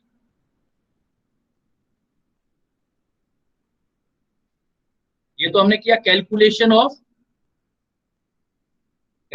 Wavelength of spectral line. अब आता है कि स्पेक्ट्रल लाइन बनेगी कैसे, स्पेक्ट्रम कैसे बनेगा। हाइड्रोजन स्पेक्ट्रम, सर हाँ सर जो रेडबर्ग्स कांस्टेंट है वो तो हर एक स्पीशीज के लिए कांस्टेंट ही है ना, मतलब उसको Z स्क्वायर से मल्टीप्लाई करने पे तो वेव नंबर मिलेगा। नहीं, रेडबर्ग कांस्टेंट हाइड्रोजन का कांस्टेंट है, बाकियों के लिए Z से मल्टीप्लाई करके आएगा ना भाई। हाइड्रोजन का भी कैसे आएगा, एक्चुअल में रेडबर्ग कांस्टेंट अगर मैं नहीं बोलूं, हाइड्रोजन नहीं बोलूं, तो आप बोलोगे Rydberg constant R is equal to R into Z square, R into Z square बोलेंगे हम। तो Z क्या होगा, अब मैंने रेडबर्ग कांस्टेंट बोल दिया, तो रेडबर्ग कांस्टेंट मान लो हाइड्रोजन के लिए निकालना, तो कैसे निकालेंगे आप, R is equal to RH जो वैल्यू याद की है इंटू 1 का स्क्वायर, तो सिर्फ RH रह जाएगा। लेकिन हीलियम के लिए आएगा या अलग आएगा तो Z से मल्टीप्लाई करना पड़ेगा, वो लेमडा में नहीं आएगा, लेमडा के अंदर कंसीडर नहीं करोगे उसको। Z आपको अदर देन कोई स्पीसीज है तो Z की, मेरा कहने का मतलब है Z का वैल्यू रखना पड़ेगा। वो इसलिए बोल रहे हैं हम अगर बोलते हैं ना रेडबर्ग कांस्टेंट, वो हाफ बोलते हैं, हमें बोलना चाहिए रेडबर्ग कांस्टेंट फॉर हाइड्रोजन, तो सिर्फ RH रहेगा, फिर कांस्टेंट हाइड्रोजन के लिए। रेडबर्ग कांस्टेंट पर बोल देते हैं जनरली रेडबर्ग कांस्टेंट, लेकिन वो होता रेडबर्ग कांस्टेंट फॉर हाइड्रोजन है जो सिर्फ RH होता है। Clear? Yes sir, thank you sir. Next देखो बेटा, हाइट, अब मान लो इलेक्ट्रॉन जंप कर गए बहुत सारे, तो ऊपर से नीचे जंप करेंगे तो बहुत सारे वेवलेंथ बनेंगे अलग अलग। तो क्या पॉसिबल वेवलेंथ है, ये प्रैक्टिकल रिजल्ट क्या है, हाइड्रोजन स्पेक्ट्रम कैसा बना है। तो हाइड्रोजन स्पेक्ट्रम जो है कंटेन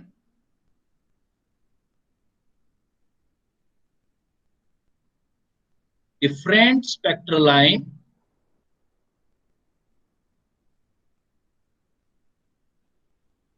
ऑफ डिफरेंट सीरीज,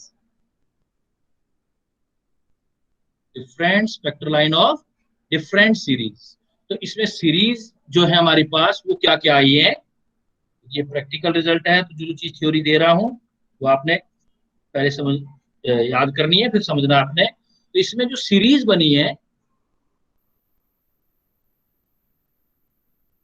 वो सीरीज आई है हमारी लाइमन सीरीज।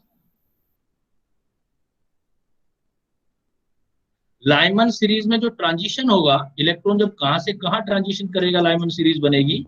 ट्रांजिशन जो होगा, लोअर एनर्जी लेवल आपका फर्स्ट होना चाहिए। कहीं से भी इलेक्ट्रॉन अगर फर्स्ट एनर्जी लेवल पर जंप करता है तो उसको हम लाइमन सीरीज बोलते हैं। कहीं से मतलब लोअर एनर्जी लेवल फर्स्ट, और हायर एनर्जी लेवल फर्स्ट से ऊपर कोई भी आप ले सकते हो, second, third, fourth, fifth, infinity. एक एटम में जितने हो सकते हैं एनर्जी लेवल, वहां से इलेक्ट्रॉन अगर फर्स्ट लेवल में आता है देन हम उसको लाइमन सीरीज बोलते हैं। कैसे, सपोज डायग्रामेटिकली, डायग्राम नीचे बना देता हूँ, पहले मैं इसको क्लियर कर देता हूँ कि कहीं से भी जंप करके अगर फर्स्ट लेवल में आएगा तो उस सीरीज को बोलेंगे लाइमन सीरीज। और इसकी जो वेवलेंथ आएगी, जो इसका रीजन आएगा आपका, भाई जिस रीजन के अंदर ये वेवलेंथ इसकी मिलेगी वो ऑलवेज आपकी यूवी रीजन होगी। लाइमन सीरीज आपको यूवी अल्ट्रावायलेट रीजन में मिलेगा, प्रैक्टिकल रिजल्ट है। दूसरी सीरीज होती है बेटा हमारे पास बामर सीरीज। बामर में कहीं से भी इलेक्ट्रॉन जंप करके सेकंड के अंदर आएगा। लोअर एनर्जी लेवल इसके लिए सेकंड होगा। तो हायर क्या होगा देखो बेटा, हायर सेकंड से ऊपर वाला कोई भी, तो ऊपर सेकंड से ऊपर कौन हो सकता है, थर्ड, फोर्थ, फिफ्थ से लेके इंफिनिटी कहीं भी जंप करेगा तो आपका बामर सीरीज होगी। और इसमें से बामर सीरीज में जो भी स्पेक्ट्रल लाइन बनेगी उसका लेमडा कैलकुलेट करोगे तो विजिबल रीजन में है। इसका रीजन आपसे पूछा जाएगा, विजिबल रीजन कौन सी सीरीज आएगी, आप बोलोगे बामर सीरीज। जब भी कोई इलेक्ट्रॉन किसी भी हायर एनर्जी लेवल से सेकंड में जंप करता है देन वो आपकी बामर सीरीज होगी। Third number series Paschen. Paschen में लोअर एनर्जी लेवल आपका बेटा थर्ड रहेगा और हायर थर्ड से ऊपर वाला कोई भी, जैसे 4, 5 से लेके इन्फिनाइट तक। ये अभी जो पॉइंट कर रहे हैं बेटा बहुत इंपॉर्टेंट है, क्वेश्चन पूछे जाते हैं एग्जाम में इससे। तो पाशन थर्ड में जंप करना है। पाशन के बाद जो आएगा ब्रैकेट। सर इसका रीजन क्या है? आप बोलो रीजन क्या होगा सर इसका? हाँ वो बाकी इस- सबका सेम है, बाकी सबका सेम है, इसीलिए मैंने थोड़ा एक साथ बताऊंगा। जब भी आपका ब्रैकेट होगा तो ब्रैकेट में जो आपका जंप करेगा लोअर एनर्जी लेवल वो फोर्थ में करेगा। और कहां से जंप करेगा, 4 से ऊपर कहीं से भी आएगा, मतलब 5 से लेकर के इंफिनिटी तक। ब्रैकेट के बाद आता है फंड सीरीज, एक पी साइलेंट रहता है। स्पेलिंग क्या है? सर इसकी स्पेलिंग क्या है फोर्थ वाले की? Bracket BRACKET bracket. Okay sir. फिर है देखो पी फंड सीरीज। पी वैसे साइलेंट रहता है, जनरली फंड सीरीज बोलते हैं। इसमें आपका लोअर एनर्जी लेवल बेटा फिफ्थ रहेगा, हायर फिफ्थ से ऊपर कुछ भी, मैंने ऐसे डायरेक्ट लिख देता हूँ, हायर फिफ्थ से ऊपर वाला। और एक मिलती है सिक्स सीरीज हम्फ्री। हम्फ्री में लोअर 6 रहेगा और हायर एनर्जी लेवल 6 से ऊपर कोई सा भी। और ये सब जो मिलेंगे वो आपको IR रीजन में मिलेंगे। मतलब इलेक्ट्रॉन कहीं से भी जंप करके फर्स्ट में आता है, जितनी भी ट्रांजिशन बनेंगी इलेक्ट्रॉनिक ट्रांजिशन होंगे वो लाइमन सीरीज में आएंगे और उनकी वेवलेंथ यूवी रीजन में आएगी। सेकंड में कहीं से भी जंप करता है तो सीरीज बामर होगी, रीजन विजिबल होगा, बाकी सबका रीजन IR रीजन के अंदर वेवलेंथ आएगा, मतलब 8000 एंगस्ट्रॉम से ज्यादा आएगी इनकी वेवलेंथ। इसको अगर आप डायग्राम बना के दिखाना चाहें तो और क्लियरिटी आ जाएगी। इसी पॉइंट को वो बना के और दिखाओ, ये तो थ्योरेटिकल बात होगी, वो थोड़ा प्रैक्टिकल हो जाएगा। सपोज आपके पास ये न्यूक्लियस है और ये फर्स्ट एनर्जी लेवल है बेटा, और ये फर्स्ट एनर्जी और ये सेकंड एनर्जी लेवल है, फिर थर्ड एनर्जी लेवल आ गया, फिर फोर्थ एनर्जी लेवल आ गया, फिफ्थ इंफिनिटी तक जा सकते हो ना, 6। तो मैंने बताया था कि जैसे जैसे न्यूक्लियस से दूर जाते जाओगे तो एनर्जी डिफरेंस कम होता चला जाएगा, ऐसे करके आप 7 में भी आ सकते हो। तो ये हमारा कौन सा हो गया, फर्स्ट।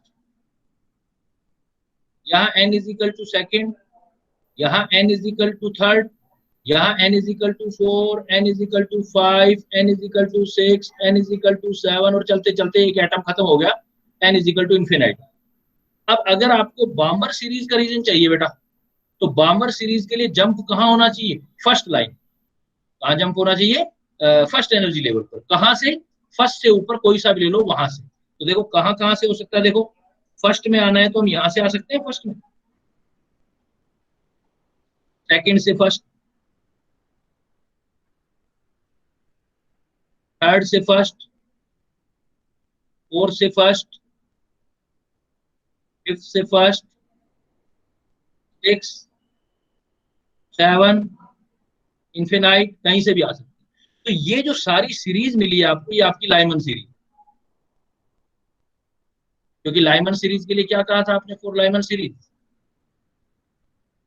लाइमन सीरीज के लिए आपने बोला था लोअर एनर्जी लेवल आपका फर्स्ट होना चाहिए और हायर एनर्जी लेवल जो होगा वो फर्स्ट से ऊपर कोई भी, जैसे सेकंड, थर्ड, फोर्थ, यहां से लेके इन्फिनाइट। तो इसमें ये जो लाइन होगी बेटा वो फर्स्ट लाइन होगी, ये first line of Lyman series. तो first line of Lyman series कब होती है, जब सेकंड से फर्स्ट में जंप करते हैं। जब हम सेकेंड एनर्जी से फर्स्ट एनर्जी में जंप करेंगे तो इसको क्या बोलोगे आप? इसको बोलोगे बेटा first line of Lyman series.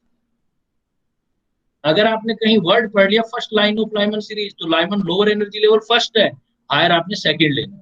अगर मैं थर्ड से फर्स्ट में जंप कराता हूं बेटा, देखो थर्ड से फर्स्ट, तो इसका मतलब सेकंड लाइन ये वाला फर्स्ट लाइन, इसको फिर क्या बोल दोगे आप? Second line of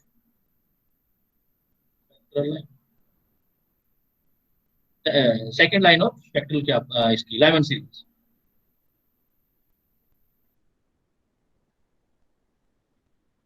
first line को आप अल्फा भी बोल सकते हो, सेकंड को बीटा भी बोल सकते हो, अल्फा बीटा गामा डेल्टा ऐसे। लास्ट लाइन करनी है तो यहां से आएगी।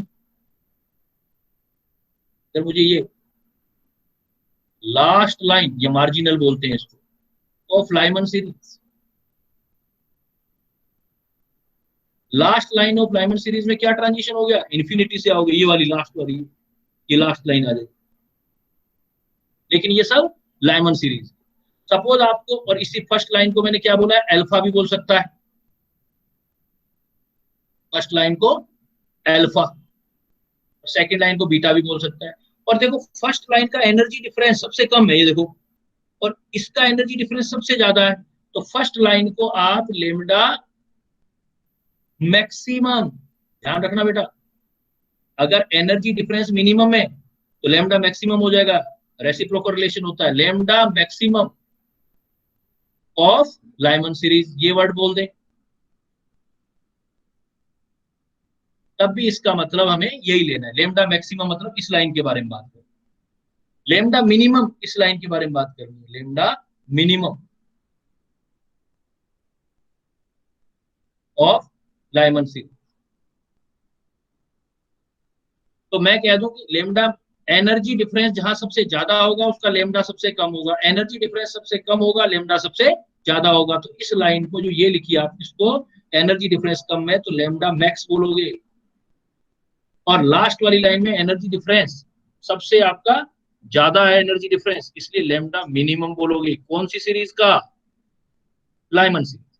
मान लो बामर सीरीज में आता है, then what for Balmer series? कहीं से भी जंप करेगा लेकिन वो जंप आना चाहिए सेकंड पर। तो देखो बामर सीरीज ऐसे आएगी, ये यहाँ सेकंड पे रोक देना है, आगे नहीं ले जाना। ये बामर सीरीज की फर्स्ट लाइन, ये बामर सीरीज की सेकंड लाइन, ये बामर सीरीज की थर्ड लाइन, ये बामर सीरीज की फोर्थ लाइन, ये बामर सीरीज की फिफ्थ लाइन, ये इन्फिनिटी लाइन। तो ये सारे जो आएंगे आपके बामर सीरीज। ऐसे आप किसी में ही कर सकते हो। नेक्स्ट जो वाली पाशन है, तो पाशन में निकालोगे तो पाशन की फर्स्ट लाइन, नेक्स्ट आप जब पाशन में निकालोगे तो पाशन की फर्स्ट लाइन, पाशन की सेकंड लाइन, पाशन की फोर्थ, ऐसे चलता जाएगा। ये सारी लाइन कहाँ के लिए आ गई? पाशन की। आगे ब्रैकेट के है तो फोर्थ वाले में बनाओगे, ब्रैकेट फोर्थ वाले में, इधर आ जाओगे, ब्रैकेट फोर्थ में आना चाहिए। ऐसे फंड हम फ्री तो आप बना सकते हैं। ये सारा स्पेक्ट्रम आपका लाइमन सीरीज, बामर सीरीज, पासन सीरीज, ब्रैकेट सीरीज, किसी के लिए भी है। क्लियर बेटा? किसी को कोई डाउट? सर, हाँ सर जो फर्स्ट वाला लाइमन सीरीज है, इसमें एनर्जी डिफरेंस सबसे कम कैसे होगा? देखो यहाँ ये सेकंड एनर्जी लेवल, ये फर्स्ट है, इतना ही तो है एनर्जी डिफरेंस, यहाँ से लेके यहाँ तक ये एनर्जी डिफरेंस ही तो है, ये लोअर एनर्जी लेवल और हायर एनर्जी लेवल। और यहाँ देखोगे तो यहाँ से लेके यहाँ तक तो एनर्जी का डिफरेंस तो बढ़ रहा है ना। एनर्जी डिफरेंस अभी हमने यही तो किया, यहाँ ऊपर ये ले जाओ, नीचे देखो, ये सारा डेरिवेशन तो यहीं से तो चल रहा है। वेवलेंथ बढ़ता जा रहा है, तो लाइन की लंबाई बढ़ने से वेवलेंथ नहीं, डेरिवेशन तो ये किया ना। ये जो है ये लोअर एनर्जी लेवल, ये हायर एनर्जी लेवल, तो इनके बीच का डिफरेंस जो है वो क्या होता है? Energy difference. तो दो एनर्जी लेवल के बीच का एनर्जी डिफरेंस जितना कम होगा उतना लेमडा तो ज्यादा हो जाएगा ना बेटा। एनर्जी डिफरेंस कम होगा तो लेमडा ज्यादा आ जाएगा। अब अगर ये डिफरेंस में इससे और बढ़ा दूं तो एनर्जी डिफरेंस बढ़ गया तो लेमडा कम हो जाएगा। मतलब ये लाइन जो बीच का डिस्टेंस है ये आपको लेमडा नहीं दिखा रहा, ये एनर्जी दिखा रहा है। Okay sir. और एनर्जी डिफरेंस जितना, अब आया इधर जो हमने ड्राइव करके फिर इधर आए थे, हम चीज पे तो चल रहे थे हम। और टॉपिक है इंपॉर्टेंट और बड़ा है। तो ये चीज जो अभी हम जो कर रहे हैं, ये जो हम लाइन दिखा रहे हैं, ये लाइन एनर्जी के डिफरेंस को दिखा रही है। तो लाइमन सीरीज में देखो, पहली लाइन का एनर्जी डिफरेंस तो यहां से लेके यहां तक है, दूसरी लाइन का डिफरेंस मतलब लाइन की लंबाई ज्यादा तो एनर्जी डिफरेंस ज्यादा और लेमडा कम, उल्टा होगा। मतलब कहने का मतलब ये, अगर लाइन की लंबाई ज्यादा दिख रही है, लेंथ ज्यादा दिख रहा है, तो इसका मतलब एनर्जी डिफरेंस ज्यादा होगा और लेमडा कम होगा। जैसे ये लाइन देखो इधर वाली, इसकी लेंथ सबसे ज्यादा दिखाई दे रही है, तो एनर्जी डिफरेंस ज्यादा होगा। एनर्जी डिफरेंस ज्यादा होगा तो लेमडा उसका मिनिमम हो गया। इसलिए हमने बोला जो फर्स्ट लाइन बन रही है, फर्स्ट लाइन तो यहां से यहां बन रही है, तो इसकी आपको देखो लंबाई कम लग रही है, लेकिन ये लंबाई लेमडा को शो नहीं कर रही, ये एनर्जी डिफरेंस कम को शो कर रही है। एनर्जी डिफरेंस डेल्टा ही होता है। ये चीजें जो होती है, ये हम ऊपर ड्राइव करके आए, वो लेमडा टी ही है, और lambda E is equal to H C by lambda है। अब ये जितना आपको कम दिखाई देगा, इसका तो लेमडा उतना ज्यादा हो जाएगा। तो यहाँ ये कम दिखाई दे रहा है, यहाँ से लेके यहाँ तक, तो लेमडा कम, ये एनर्जी कम, डिफरेंस तो लेमडा ज्यादा हो। क्लियर? Yes sir. अब आपके पास सर यहाँ, हाँ बोलो। सर जो लास्ट लाइन लाइमन सीरीज की होगी वो इन्फिनिटी से 1 पे होगी ना? हाँ, इंफिनिटी से और सर उसको और क्या बोलते हैं? Terminal line, last line. Okay terminal sir. होते हैं ना जब खत्म होता है टर्मिनल, हाँ। इसलिए टर्मिनल भी बोल देगा, लैंग्वेज है क्वेश्चन की। और सर वो एक और चीज थी, लिमिटिंग लाइन भी उसी को बोलते हैं? हाँ, लिमिटिंग भी लास्ट लाइन है, वही है। ठीक है लिमिट, सर। मान लो मैं आपको बोल दूं कि लाइमन सीरीज की लिमिटिंग लाइन करो, तो ये दोनों हो सकती है। इधर से लिमिट कौन सी है? फर्स्ट वाला। और इधर से लिमिट कौन सा है? लास्ट वाला। दोनों कैलकुलेट कर लेंगे। सर मतलब फर्स्ट सीरीज का लाइन और लिमिट लास्ट होगा, लाइन दोनों? हाँ दोनों टर्मिनल, दोनों होते हैं ना, दो टर्मिनल होते हैं, एक स्टार्ट वाला और एक एंड वाला, तो आप दोनों लेंगे इसमें, वो लैंग्वेज में पता लग जाएगा। ठीक है? Okay sir. Yes sir. अब देखो बेटा, इसमें आता है कि, हाँ बोलो।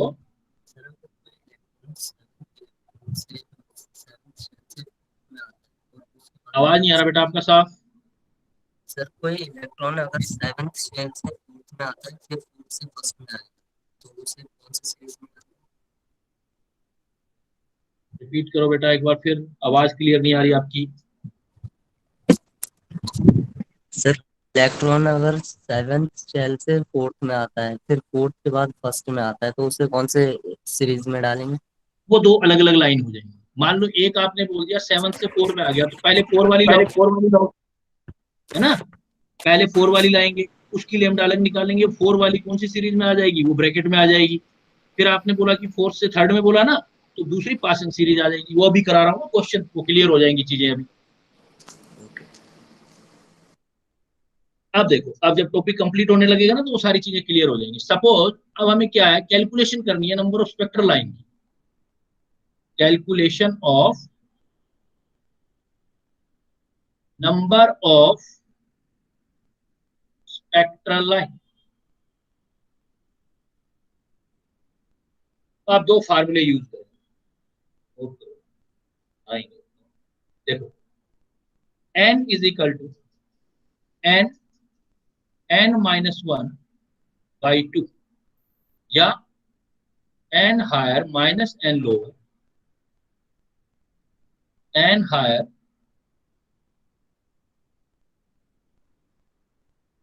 Calculation of number of spectral line in sample of hydrogen. Generally sample ही दिया जाता है मेडिकल लेवल में। तो आप स्पेक्ट्रल लाइन कैसे करोगे? टोटल स्पेक्ट्रल लाइन निकालनी है, तो ये फार्मूला याद करना बेटा। n इज इक्वल टू मतलब टोटल स्पेक्ट्रल लाइन, n-1, जहां से जंप कर रहा है उससे एक कम करके मल्टीप्लाई करके 2 से डिवाइड करो। मान लो मैं कह रहा हूं कि 4th में इलेक्ट्रॉन जंप कर रहा है, 4th से जंप कर सकता है, टोटल पॉसिबल स्पेक्ट्रल लाइन कितनी बनेगी? तो क्या बोलोगे? 4 से जंप कर रहा है ना, 4 इंटू -1 मतलब 4 इंटू 3/2, 4 3 12/2, 6 लाइन आ जाएगी।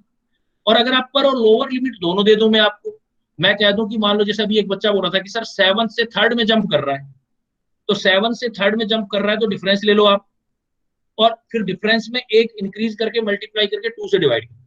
जैसे 7 से 4 है, तो 7 से 4 में जंप किया उसने, सपोज 7 से 4 में जंप किया, तो डिफरेंस कितना आया?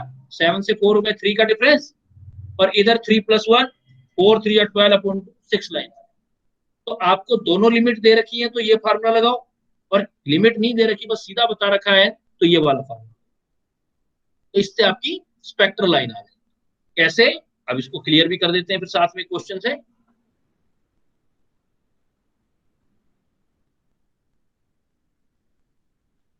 सर हाँ सर इधर स्मॉल m क्या है, हायर एनर्जी लेवल या लोअर लोअर? हाँ, वही सेम जो अभी किया, या एन हायर और लोअर वही है। हायर मतलब हायर एनर्जी ऑर्बिट नंबर दे रखा होगा, एल लोअर मतलब नीचे वाला, और यहाँ एन का मतलब बस ऑर्बिट ही एक ही बता रखा है कि भाई हायर ही बता रखा है सिर्फ, तो ये वाला। Okay sir. जैसे देखो, if electron is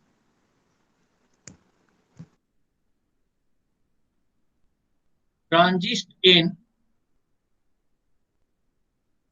fourth excited state in hydrogen spectrum, fourth excited state in sample of hydrogen atom, in sample of hydrogen atoms, then how many possible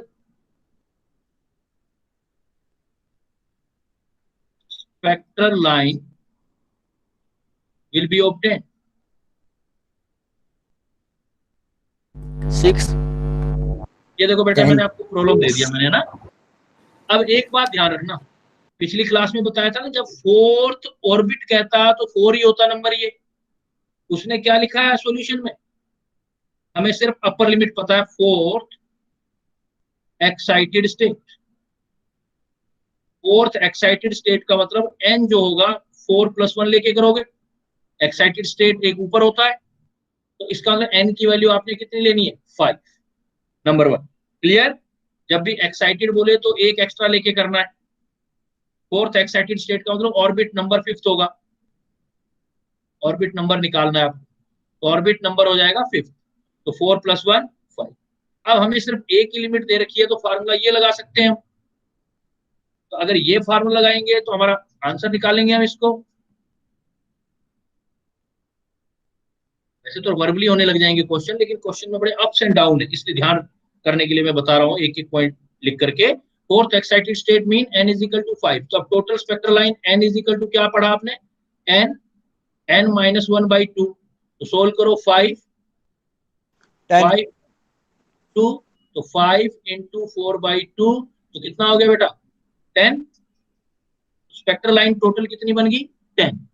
अब आपने एक काम करना है, आपके पास टोटल ऑर्बिट नंबर 5 है, तो किस सीरीज में कितनी कितनी बनाए ये भी एनालिसिस करना है। तो देखो लाइमन सीरीज से स्टार्ट हो, Lyman, Balmer, Paschen, Brackett, Pfund, Humphry. कैसे निकालोगे टोटल लाइन की कितनी बनी है 10, कैसे लोगे? देखो लाइमन, लाइमन करने के लिए देखो आपका ऑर्बिट नंबर कितना था बेटा 5, तो 5 से तो जंप कर रहा है, तो आपकी लाइन बन गई, या 5 में एक कम कर लो, वापिस इस पर आ जाओ 4 पर, तो ये दे दो 4 और 1 कम करते जाओ, 4 + 3 + 2 + 1 + 0, अब आगे 0, तो इसका मतलब टोटल कितनी होगी देखो, 4 और 3 7 8 9 10, और एनालिसिस होगा। टोटल स्पेक्ट्रल लाइन 10 बनी है आपकी, लेकिन लाइमन सीरीज में 4 बनेगी, बामर सीरीज की 3 बनेगी, पासन सीरीज की 2 बनेगी, और ब्रैकेट की 1 बनेगी। बना के देखोगे बेटा तब भी वैसा ही बनेगा आपका, क्योंकि आप तो 5th से आ रहे हो, 5th से बनाओगे तो लाइमन के लिए 4 बनेगी, बामर के लिए 3, पासन के लिए 2, ब्रैकेट के लिए 1। टोटल पहले तो फार्मूला लगा दिया, लेकिन एग्जामिनर ने फार्मूले से आगे चल के क्वेश्चन पूछ लिया तो दिक्कत आ सकती है एग्जाम में। तो कैसे करोगे, टोटल टाइम कैसे निकालोगे? जैसे ऑर्बिट नंबर 5 है तो काउंटिंग 4 से स्टार्ट कर दो, एक कम करते जाओ, 4 3 2 1 0 0। क्लियर? एक और देता हूं प्रॉब्लम।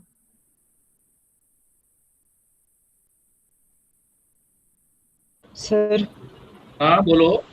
सर इसमें ये कैसे पता चला था कि जो फोर्थ एक्साइटेड स्टेट है वो हायर नंबर है? लेवल? तो एक्साइट का मतलब एक ज्यादा होता है ना, जैसे मैं बोलूं कि फर्स्ट एक्साइटेड स्टेट, तो फर्स्ट नहीं ये एक्साइटेड, नहीं सर, हायर लेवल है वो कैसे पता चला? तो इलेक्ट्रॉन एक्साइट जो होगा वो तो हायर से ही नीचे जाएगा ना, हमें तो इमिशन निकालना होता है, तो जो लिमिट होती है वो हायर ही होती है। इलेक्ट्रॉन जंप करेगा तो हायर से लोअर में जाएगा। Okay sir. जैसे सपोज देखो ये प्रॉब्लम दे दिया मैंने, if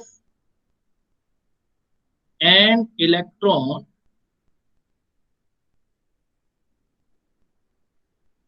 jump from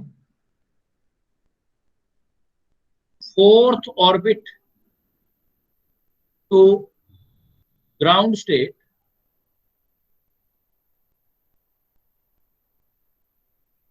then how many spectral lines are possible in sample of hydrogen atom?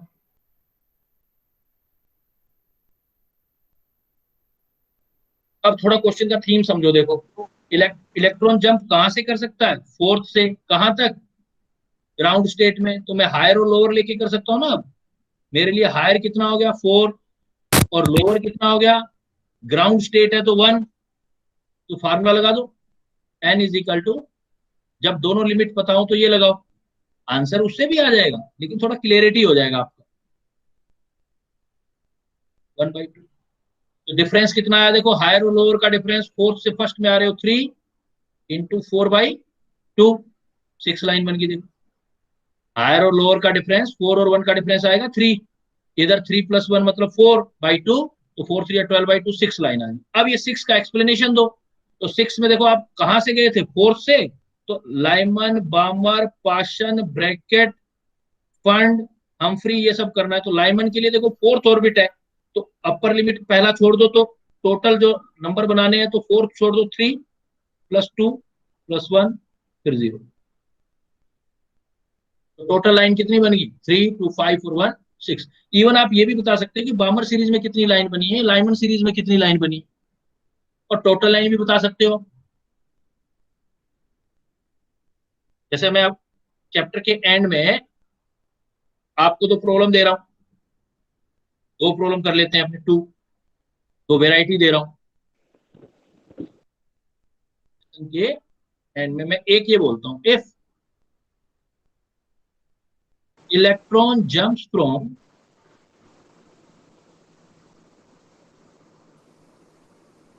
fourth excited state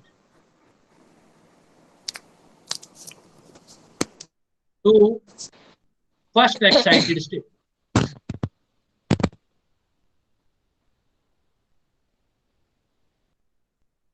electron jump from fourth excited state to first excited state, then in hydrogen sample, then total possible spectral line। पहला question, total possible spectral line. दूसरा problem दे दिया, spectral line in Lyman series. ध्यान से सोचना बेटा answer, ups and down जो है, जैसे हर बार डालता हूं वैसे मैंने डाल दिया है, थोड़ा सा ups and down. And spectral line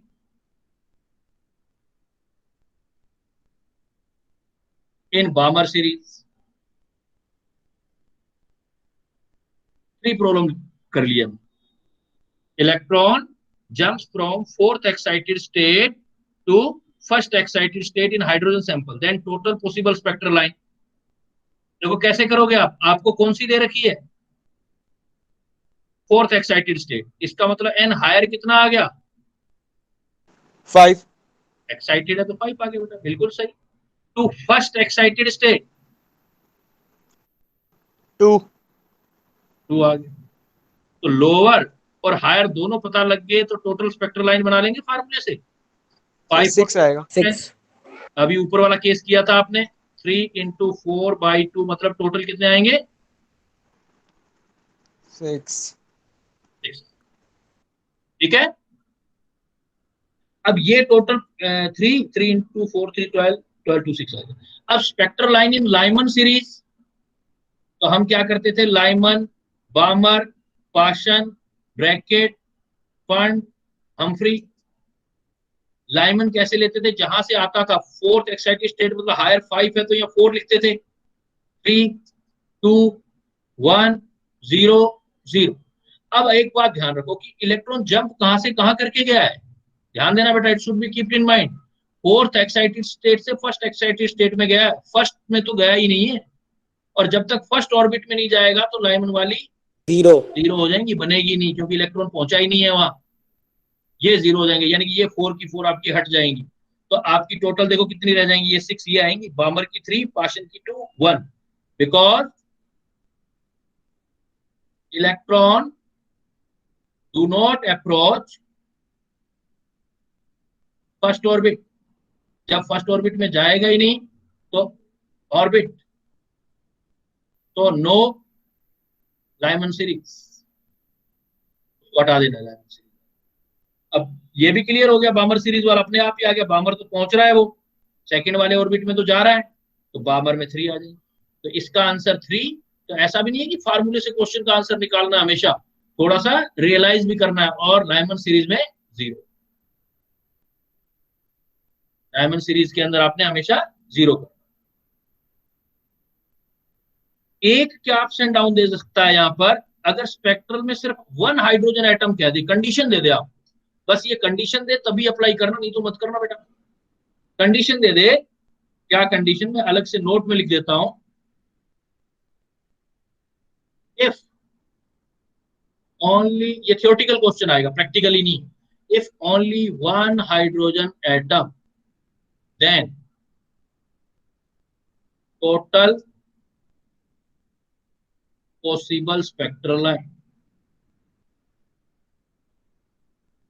सीधा फार्मूला n जहां से आ रहा है उससे कम कर देना, बस जो भी ऑर्बिट नंबर है, हायर ऑर्बिट नंबर और -4। अगर एक ही हाइड्रोजन एटम है, ये जनरली यूज नहीं करता है, जनरली अगर आपके नीट होगा तो सैंपल ही लेता है। अगर मेंशन कर दे एक हाइड्रोजन एटम तो ये आप n-1 ही करेंगे, हायर ऑर्बिट नंबर 1 ही आएगा। जैसे आपको ऐसे प्रॉब्लम देगा, if only 1 hydrogen atom and electron is D excited from 4th orbit,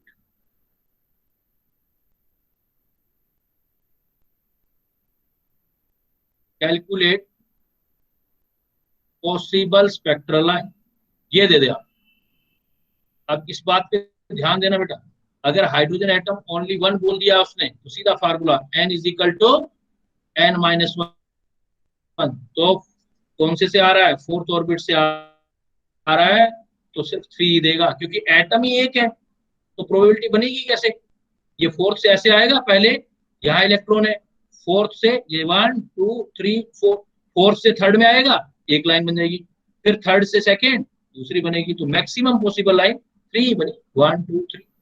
तो अगर बहुत सारे एटम होते तो सारी प्रोबेबिलिटी देखते, फिर हम ये भी सोचते कि अब दूसरा इलेक्ट्रॉन है वो सपोज यहाँ से यहाँ चला जाता।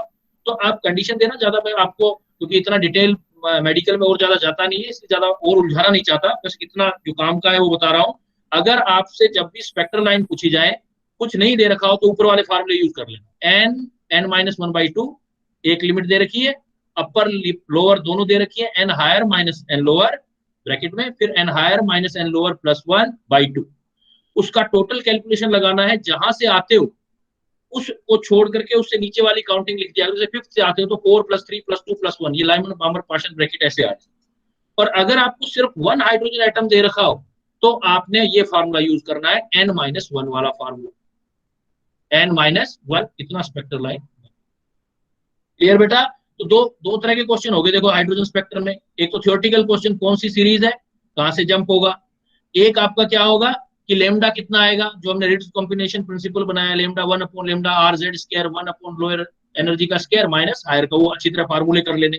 फिर यहां से टोटल स्पेक्ट्रल लाइन काउंट करनी है, तो आज वाले फार्मूले कर लेने। क्लियर है बेटा? कोई डाउट किसी को? तो इसमें कुछ मैं प्रॉब्लम दूंगा आपको इस क्लास में, तो इस पे उस पर प्रैक्टिस करना, फिर कोई प्लस माइनस और होगा तो वो डिस्कस हो जाएगा उसमें वहां।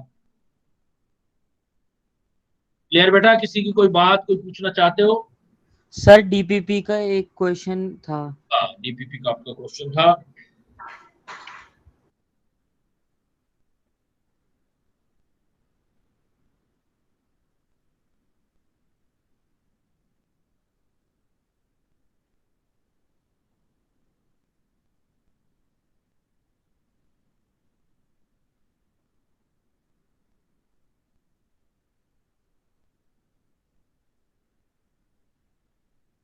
कौन सा नंबर था बेटा? Sir question number 8। Question number 8 देखो, उसमें लिखा हुआ है increasing order lowest first for the value. ये बताया था पिछली क्लास में, ये वाला तो है। चार्ज टू मास रेशियो पूछ रहा है, चार्ज टू मास रेशियो किस किस का पूछ रहा है? देखो, पहला पूछ रहा है इलेक्ट्रॉन का, फिर कह रहा है प्रोटॉन का, फिर कह रहा है न्यूट्रॉन का, फिर कह रहा है अल्फा पार्टिकल का। इलेक्ट्रॉन का चार्ज कितना लेते हो? सपोज यूनिट चार्ज मतलब 1.6 इंटू 10⁻⁻90, मैंने यूनिट के केस में भी सिखाया था आपको। मास नेग्लिजिबल मतलब 0। प्रोटॉन का यूनिट मास यूनिट चार्ज, कई बच्चों ने पूछा भी था सर प्लस और माइनस का क्या होगा, मैंने बोला था कि चार्ज में मैग्नीट्यूड रखते हैं बेटा, प्लस माइनस नहीं देखा जाता। न्यूट्रॉन का चार्ज 0, मास प्रोटॉन जितना यूनिट। अल्फा पार्टिकल का चार्ज प्रोटॉन का डबल तो 2 यूनिट, और मास का मास 4 टाइम। तो इसका सॉल्यूशन कितना आया? 1 को 0 से डिवाइड करोगे तो इन्फिनाइट, ये 1, ये 0, ये 1/2 मतलब 0.5। तो सबसे कम क्या आया? न्यूट्रॉन का चार्ज टू मास रेशियो, उससे ज्यादा आया अल्फा पार्टिकल का चार्ज टू मास रेशियो, है ना। फिर charge to mass ratio third number पे प्रोटॉन का, और सबसे ज्यादा इलेक्ट्रॉन का।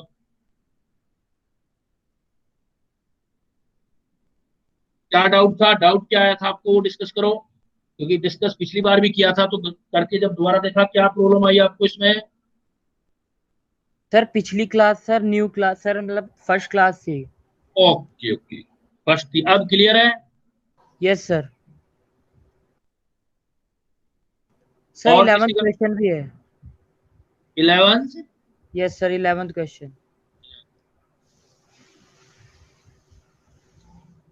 तो बेटा इससे पहले वाली क्लास आपकी नहीं हुई हुई, फिर कैसे किए बाकी क्वेश्चन आपने? सर ब्रदर ने पढ़ाया था। आयनाइजेशन एनर्जी ऑफ हीलियम इतना दे रखा है आपको, जूल पर atom. The energy of first stationery state of lithium, energy of first, देखो किसी का भी एनर्जी निकालना हो तो हाइड्रोजन का फर्स्ट ऑर्बिट का जो एनर्जी होता है वो लिख दो 13.6। Total energy is equal to E1 13.6, या कुछ वैल्यू मत रखो, 13Z² अपॉन N² कर दो। अब आपको कह रहा था energy of first stationery state of lithium, suppose ये निकालना चाहते हो आप, और ये हाइड्रोजन का फर्स्ट ऑर्बिट का एनर्जी वो दे, यहां पर किसका दे रखा है उसने? आयनाइजेशन एनर्जी, इधर हीलियम दे रखा है इधर लिथियम, तो फिर ये नहीं, फिर आप इसमें दो का कंपैरिजन है, तो फिर देखो हाइड्रोजन का एनर्जी तो कांस्टेंट रहेगा, तो ये फार्मूला यूज करना, En into N² upon Z², जो भी है फर्स्ट, फिर दूसरे का En N² अपॉन Z², क्योंकि E1 हाइड्रोजन सबका सेम होगा, कांस्टेंट होगा, तो E1 हाइड्रोजन क्या निकालोगे बेटा? E से N² इधर ले जाओगे, Z² इधर ले जाओगे, En N² upon Z² is equal to En N² upon Z²। अब रखते चले जाओ।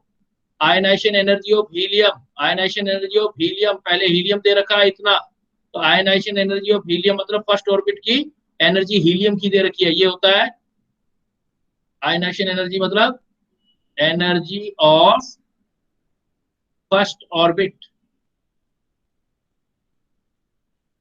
Of helium. जब भी आयनाइजेशन एनर्जी दे देना He पॉजिटिव आयन का, तो फर्स्ट ऑर्बिट का एनर्जी उतना ही लेना है आपने।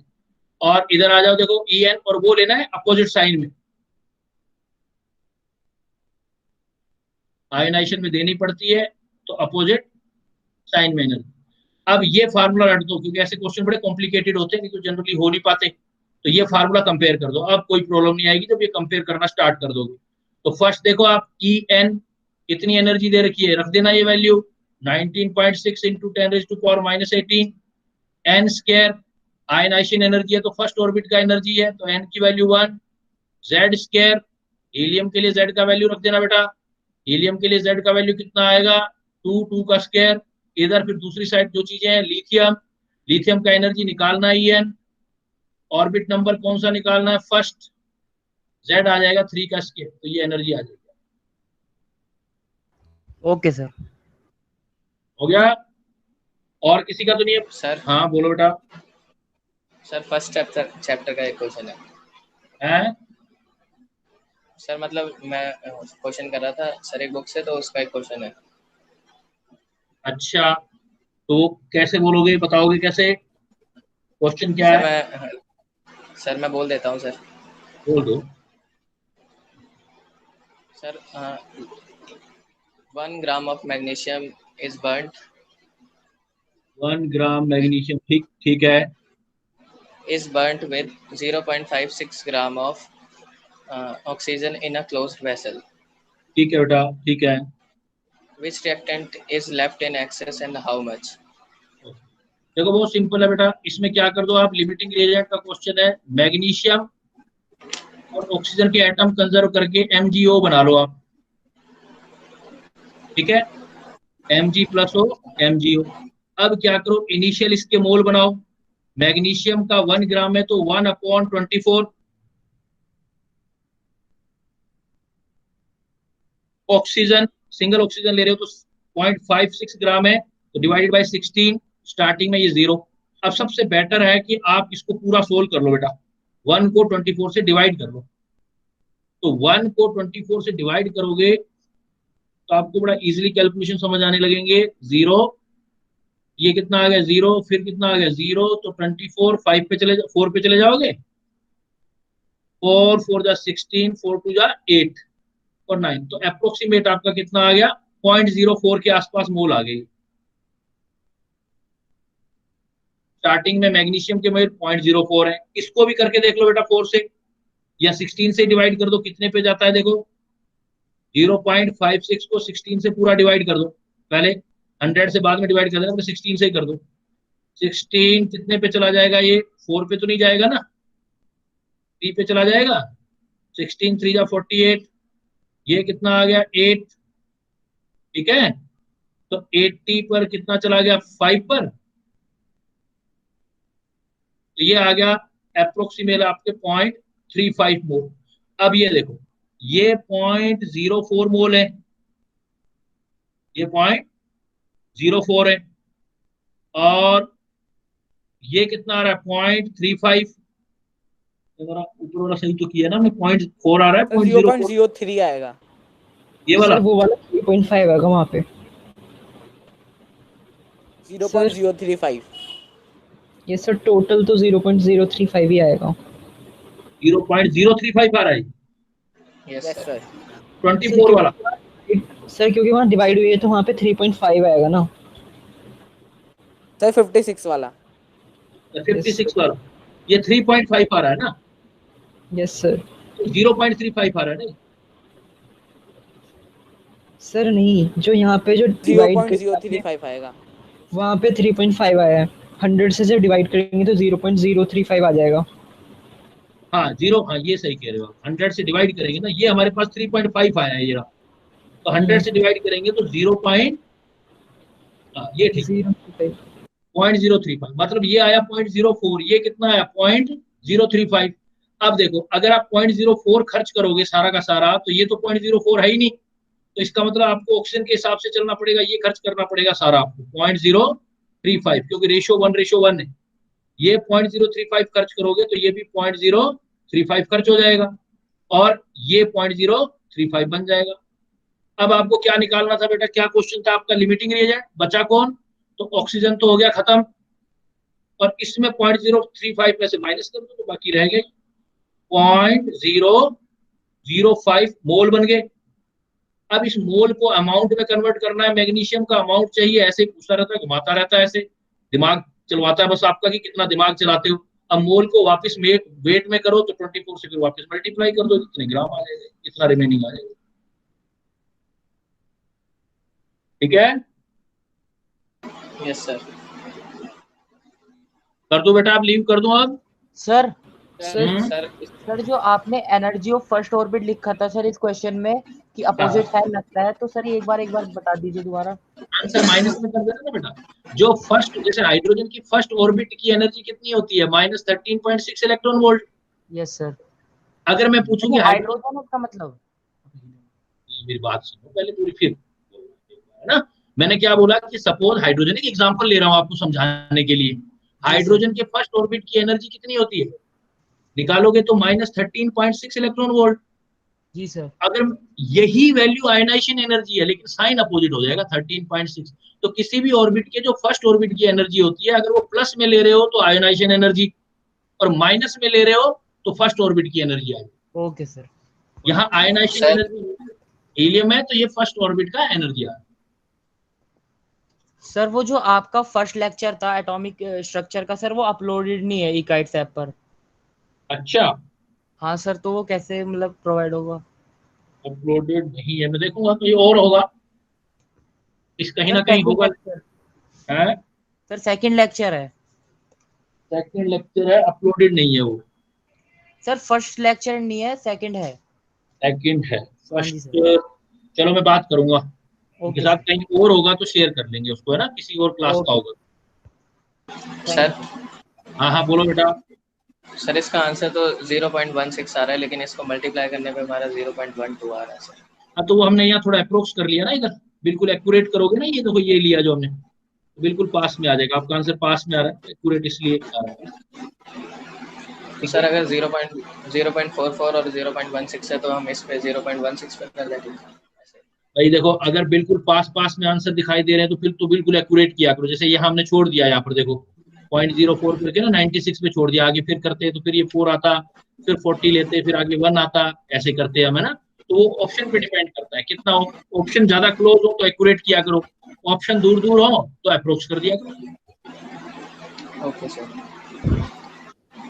ठीक है बेटा।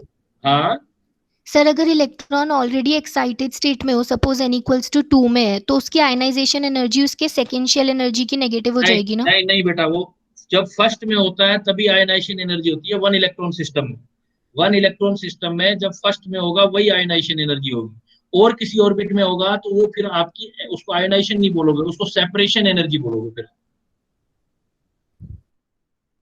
फर्स्ट को छोड़ के ओके सर। किसी भी और एक्साइटेड स्टेट में होगा इलेक्ट्रॉन तो that energy is known as excitation energy, separation energy, separation. Sir अगर फर्स्ट से एक्साइट होके वो सेकंड में गया है तो उसके बाद भी सेकंड वाले से तो सेपरेशन एनर्जी बोलेंगे ना? डिफरेंस कर देता हूँ मैं आपको, देखो अगर मैं आपको ये बोलता हूँ आयनाइजेशन एनर्जी का मतलब आयन बनाना होता है, सेपरेशन एनर्जी का मतलब भी आयन बनाना होता है। आयन बनाने का मतलब होता है एटम से इलेक्ट्रॉन को बिल्कुल निकाल देना।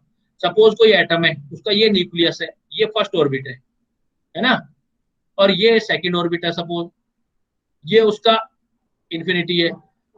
सपोज ये इलेक्ट्रॉन यहाँ लेक्चर में भी होगी, ध्यान देना ये बात। देखो अगर यहां से लेके मैं इन्फिनिटी में ले जाऊं, बाहर निकाल दूं इलेक्ट्रॉन को फर्स्ट ऑर्बिट से, तो ये जो एनर्जी डिफरेंस होगा ये होगा ionisation energy of 1 electron system. Clear? यहां छोड़ के किसी और जगह कहीं भी Yes, sir. इलेक्ट्रॉन है उसको अगर यहां तक ले जाऊं, उसका आयन बना दूं, तो that is known as separation energy. Clear? अगर मैं ये बोल दूं जैसे अभी आप बोल रहे थे सर फर्स्ट से सेकंड में ले जाएं या सेकंड से थर्ड में ले जाएं, तो that is the excitation energy.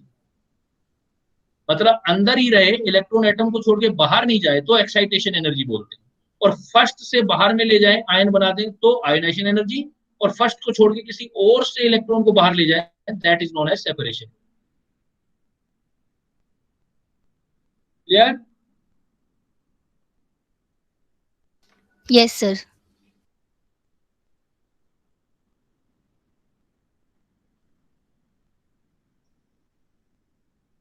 ठीक है बेटा, अभी लीव कर रहा हूँ, क्लास है क्या आपका एक और आज? No sir. ठीक है बेटा, लीव कर रहा हूँ, शायद किसी और को क्लास देंगे। थ्रेशोल्ड एनर्जी क्या होती है? कौन सी? Threshold energy.